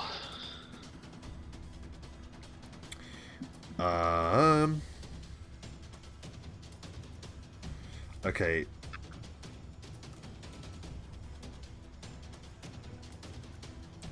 I'm just going to read the whole thing because my brain's melting. I'm sorry. I just need to read the whole thing. You conjure a featureless black sphere of nothingness that disintegrates almost anything it touches. It flies up to 30 feet per round and attacks the creature or object you indicate. You must succeed at a ranged touch attack to strike the creature with the sphere as well. So I need to do a touch attack as well. So we'll do that in a second. The sphere stops moving for the round when you make an attack on the creature. Cool. Yeah, you must actively direct it. Okay, if the sphere ends its movement in a square occupied by a creature object, the target must receive Fortitude save or be subject to a disintegrate effect. So if successful, maximum 40. Yeah, it has taken it. It takes 5. If the sphere is directed to strike an object, it doesn't. It's so written so poorly. Well, it failed to save. So we just need to do a touch attack. We know it's going to hit if it does hit. 25 On its touch. on its touch. it connects. It still doesn't tell me how much damage it is, so I'm guessing it's... 46. Yeah, that's not as good as I thought it was then. It's disintegrated, caps it, yeah. It shouldn't, though. I don't think it ever used to. Oh well. Obviously didn't read it right. Uh...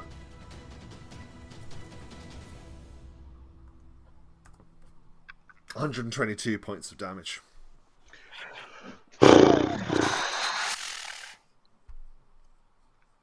Youch.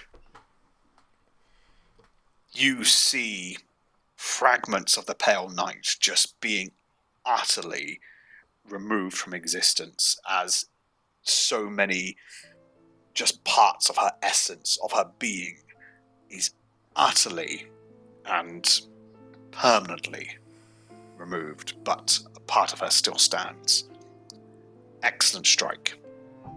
Is there anything else you can do? Nope. Conrad. Yeah, I will attempt to hit her with a mountain tombstone strike. Excellent. Do you want to do the miss chance first? Yeah, let's do the mischance first. Let's get even for you. I'm sorry. That's all right. Passes through her. Anything else? I guess as a movement action, which will provoke an attack of opportunity, I will take a potion. One of the vials of Nymph's Draft. She'll take it. That's a hit.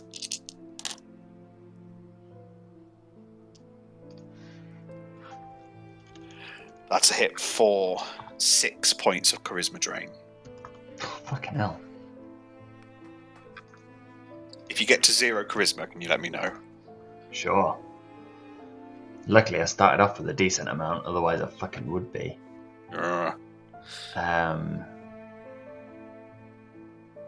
Yes, it's 2d10 plus 15, although that's actually not going to be my main worry anymore. 20 points. Ooh.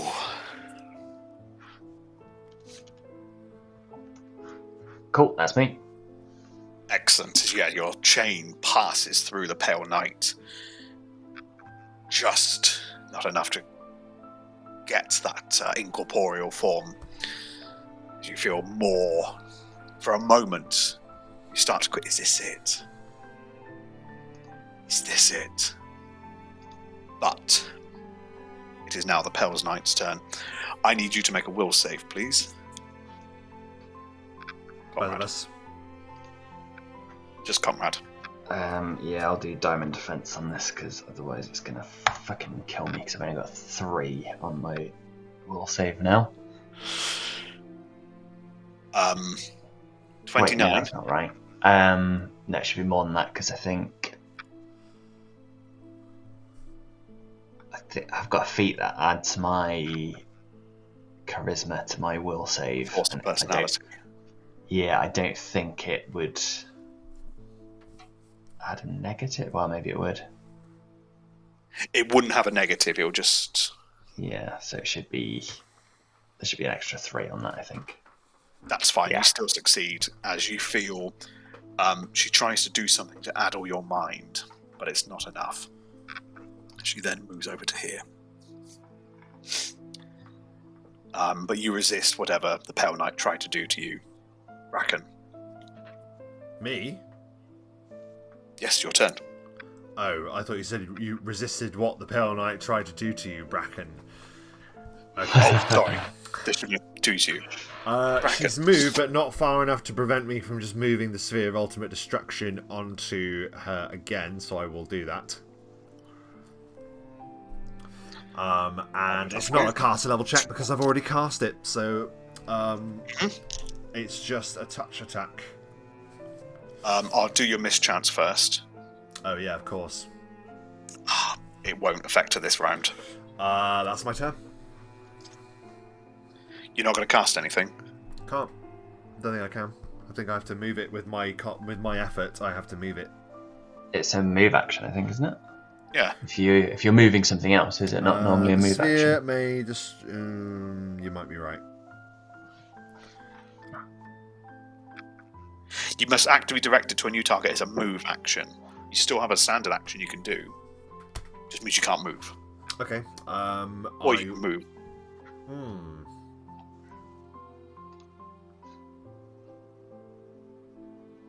Okay, Bracken is going to hold up his hands and he's going to say something I don't think he's ever said before.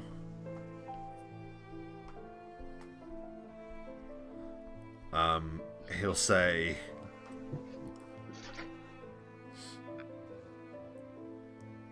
I surrender.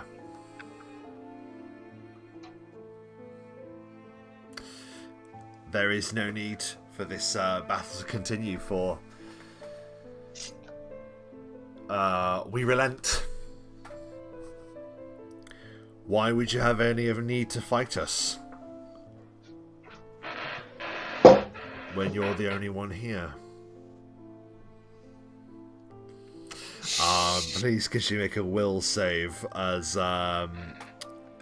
a Cass'ro level check again, so as I cast solipsism to convince her that she's the only thing in existence. Well, let's see what happens. We'll see what happens. So, Cass'ro level check. 28.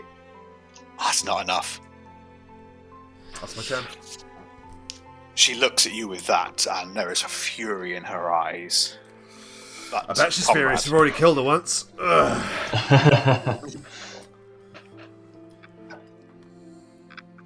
Yeah, Conrad will chase after her again.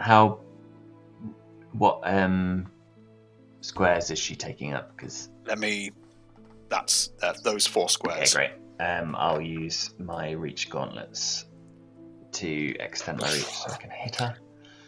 Well, at this rate, probably not hit her. And then I'll try a strike of righteous vitality to try and Let's see if she heal does. that charisma drain. Let's get you even. It's possibly. Finally. It will connect, but will it hit her armor? 43. Yes, it does. So she takes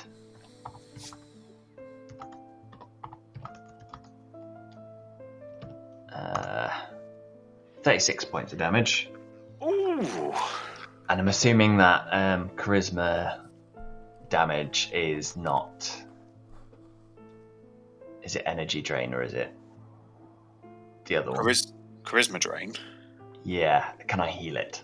Is my question. Let me just look up the spell. What sort of damage is it? It's drain. So let's see.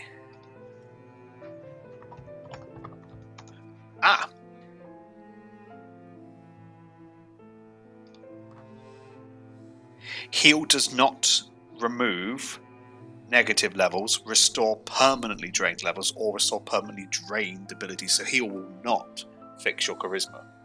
Wait, okay. Well, that was pointless then. But at least I got some health. Temporary, yes. Drained, no. Cool. Yeah, that's it. Excellent stuff. You reinvigorate yourself.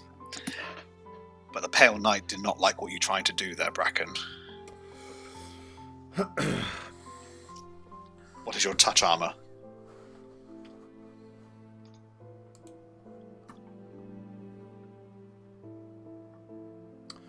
Uh, 16. You feel a cold, piercing feeling reach into you as you take 5 charisma drain. As this hand just seems to reach inside your chest and just pull out that hope you had earlier.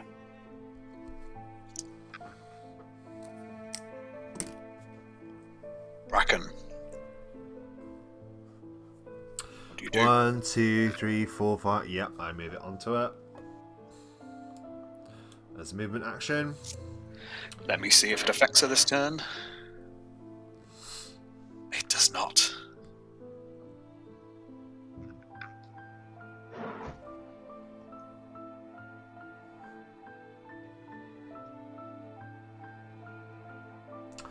I provoke an attack opportunity. She'll take it. That is a hit. And she does 4 points of charisma drain. Jesus. Okay, so that's... Okay. Straining him, and he'll just say, "You do know I'm a wizard, right?" Intelligence, baby. He moves from her. Okay. 1, 2, 3, 4, 5, 6. And he's going to... You can't. You've already moved the thing, so you either stand there and cast. Oh yeah, yeah. So right, I stand there and cast, but she's done the attack opportunity, so she puts her finger through my chest, through Bracken's chest, and he will cast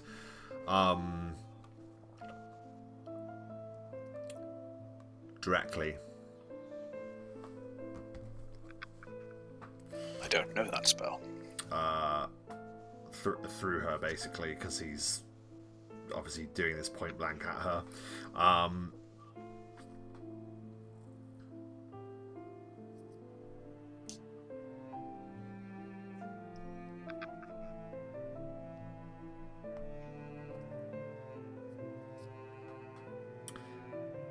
Okay, so cast a level check. Mm-hmm.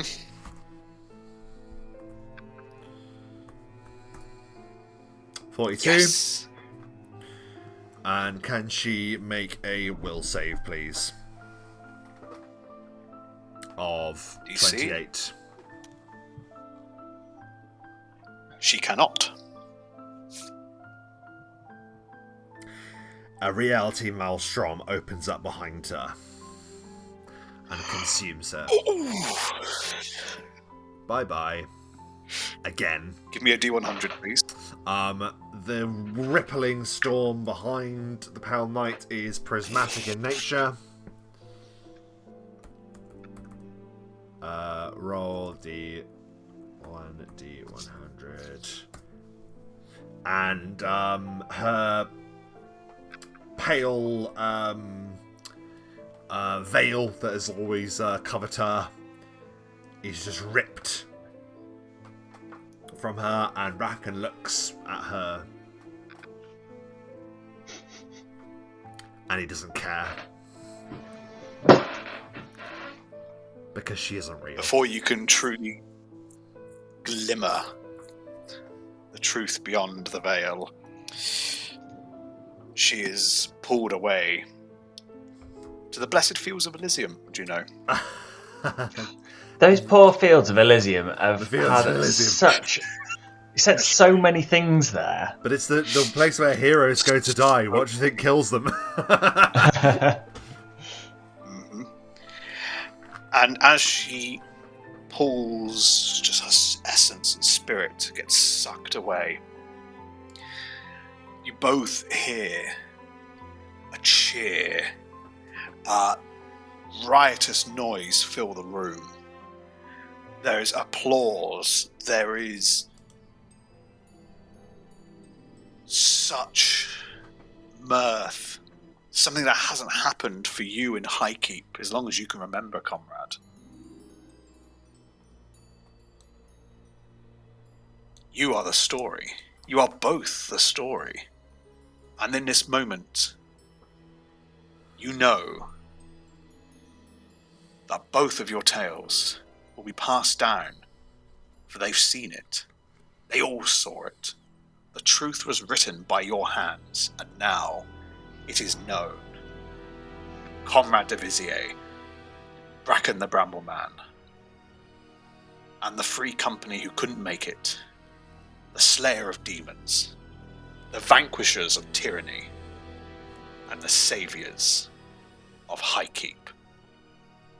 And with your victory, and with the applause, you can say farewell to the finishing touch.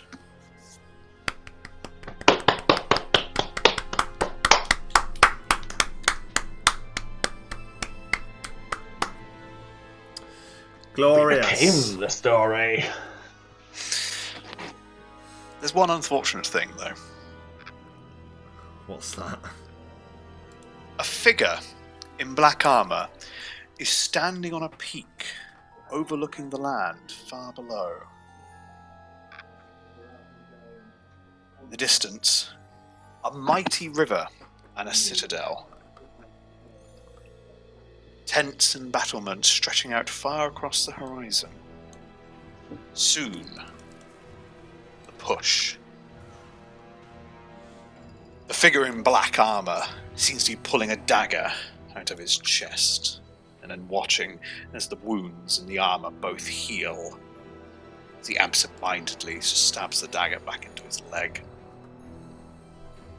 My sovereign, there is someone who wishes to speak to you, announces a guard.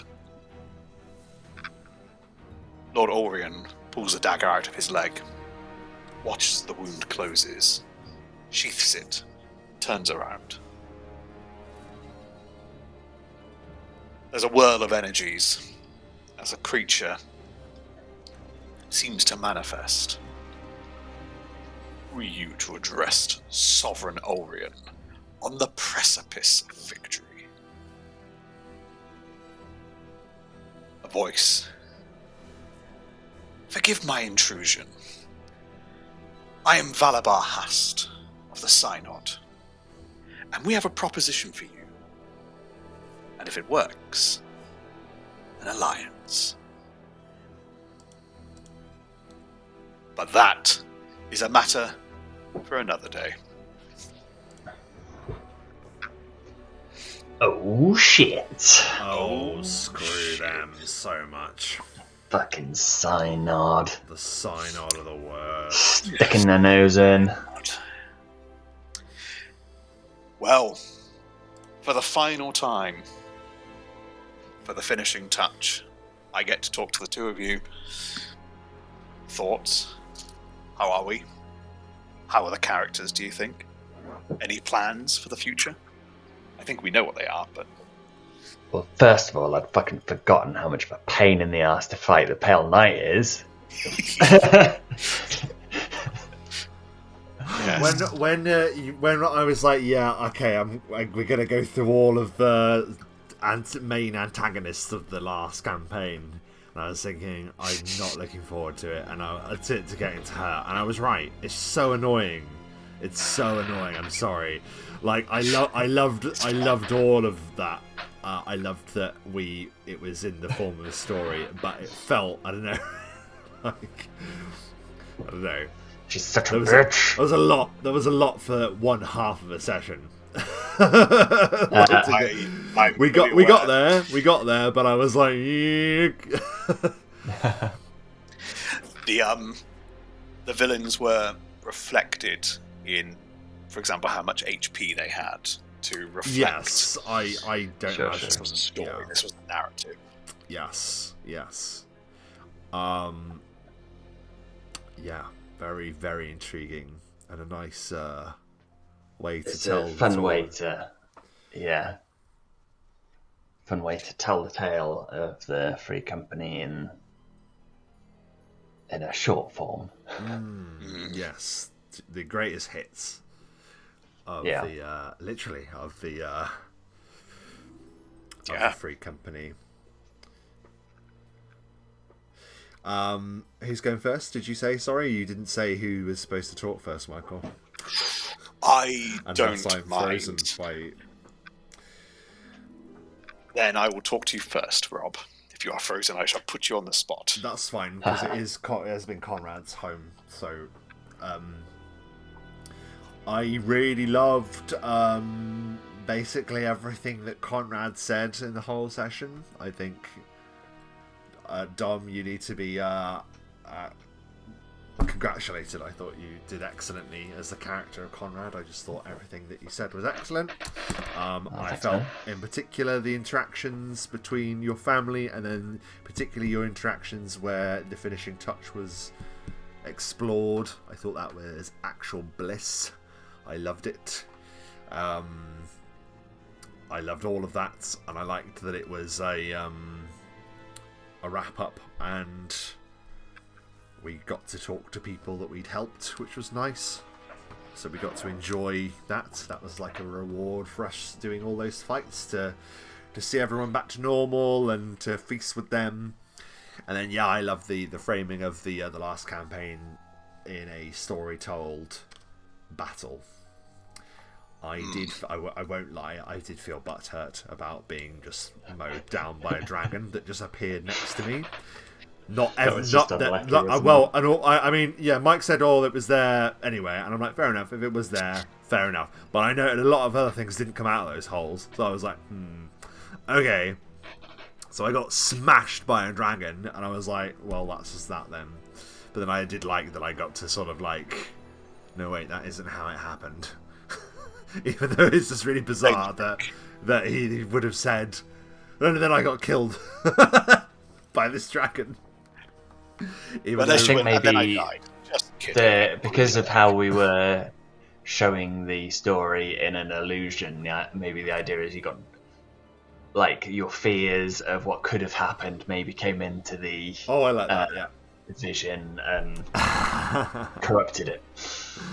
Yes, but no, I very much enjoyed the framing of it, and I liked fighting through them. All of the masters together didn't really lay much on us, but they did resist one or two things. Yes. So that was curious. But and it was nice to see the boys. It was nice to see Trout and Erasio and Rust. How cool. And Rufus. And Rufus, sorry. Oh, Rufus, bless him. And that guy that we were helping throughout the main campaign, I can't remember his name. I noticed he didn't get involved in the fight, which was once again, appropriate. Yeah, perfectly sums that character up. Please help me! He wouldn't have survived Kong even in the first one. No, to be fair, he was not a fighter. Yes, I went through my notes to try and think how would the characters, especially Trout. I was like, yes. I remember Trout. Yeah. And then, overall, you said about the feature as well. Well, we come back to the feature. We'll talk about the feature after. Fair enough. Conrad. It was a fun old time in the arena. I think Conrad probably got to the lowest amount of hit points he's got to since he was level 5. Probably, I don't think he's ever got down to under 50. Certainly for the last majority, he got to 21. He had 21 hit points at the end. I'm glad there was a threat then. There was a potential chance. Yeah, well, also the fact he was taking charisma damage, he got to 4 charisma, so he was probably going down next time that hit as well. So, yes, if both of you had ran out of charisma drain, that would have been the end of that story. Just if you had both dropped, it would have been the end of the story. But fortunately, you didn't. Okay. And then as Rob was saying, I enjoyed doing the speaking to all the people we saved and getting a chance to speak to the family, and I think it was an important step for Conrad to apologise to Alexander for completely ruining the duel, the ceremonial duel that got him kicked out in the first place. I like your retort, though, was double critical. Double crit. Ridiculous. Yeah. When you need them. And as ever, I always enjoy Rob playing Bracken. It's one of my favourite characters to watch Rob play as. I don't know why. He's just such a little schemer. He's funny, isn't he? In a way. Yeah. He's always got something going on. He's always got a backup plan or something. Not always, as we learned, because I was about to say that's the lowest I've been on HP as well. Minus 40. Yes. since around the same time, I think, actually. So Yeah. no, it's fun, isn't it? Because we playing these really heightened characters, and we get to say these things, and then we also get to back them up with the power, which is rare, especially 3.5. Yeah. A lot of the time it's like, I do this, and then you roll for it, you're like, no you don't. And also you should have rolled this as well. So yeah, but yeah, they're both great characters, and they have a great dynamic. But we're used to Absolutely. playing duos, aren't we, Dom? So Yeah. Yes, we have a history of. yeah, it's a history of violence. To put it mildly. And as for the future, what do we see for them? War. Yeah, war. And this is, to be honest, what Bracken has sort of weirdly been hoping for. Obviously not hoping that such devastation would happen to Highkeep, but he was hoping that they would go back to Highkeep, and then he wants to install Conrad as leader of all of them, at least in some respect, because we've learned that the world needs protecting from like insane forces, and to put it mildly, Highkeep was not ready for this. Highkeep was caught with its pants down, and Bracken has made full note of that and is like, no. We need to be ready. And we need to be ready for Baphomet and all of that. So, yeah, this is not only an opportunity to shore up the defences of the realm and the wider land of Cass'ro Tsar.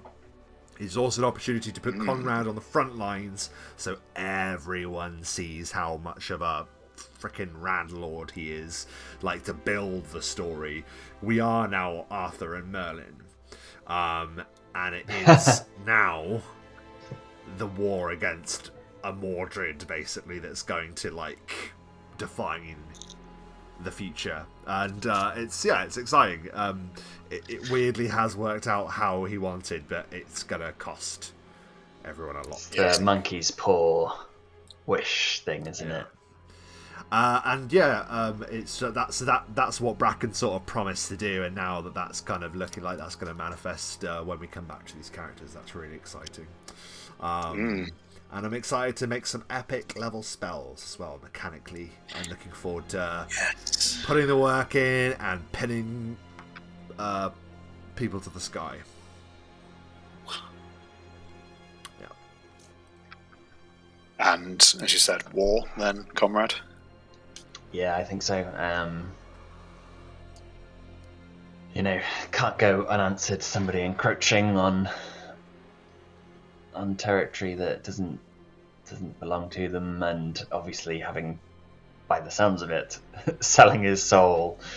That's unfinished business as well with the whoever is pulling the strings, be that Baphomet or be that the Synod. A showdown is in order. Yes. Well, however the next campaign takes shape, as another micro story like this over 10 or 7 sessions, or as a much larger, grander campaign, we shall wait and see. But all I can say now is it has been a pleasure bringing Conrad and Bracken back. I've loved every bit of it, and I'm looking forward to seeing them in the future, in whatever guise. Yes, well run, Michael. It was very enjoyable game, and great fun. Fun to just throw all the powers about, and also just a fun situation to play in. So yeah, excellently done, excellently executed, fantastic battles. Radium says great wrap up and framing for what's to come in the story as well. Great stuff. That battle felt a lot like something from Lawkeepers. Yeah, I agree. What else? Yeah, just amazing work, dude. Ooh. Fantastic work. Can't wait for whatever happens to them next. Whatever is going to happen, I'm looking forward to it. But we will leave them to plan the war front for a while. and we will be exploring some new options in the immediate future. But that's a conversation for another day, as it's, for us, at this moment, has gone midnight. So we must be off soon. But for those of you watching now, live, thank you very much for sticking with us for this, by our standards, short campaign. And for those watching you after the fact as well, thank you as well. As always, if you haven't already, please give us a like and subscribe on Twitch. And if you're watching on YouTube and you haven't given Performance Check, Rob's channel, a like and subscribe, well, do it now. Just If do you're it. watching us on YouTube, you can just do it right there. Just go like and subscribe. Simple as that. I'm watching you. Do it now. Anyway, with all that, I get to say for the last time in this session, bone them rolls. Bone them rolls. You just gotta bone them. Gotta bone the rolls.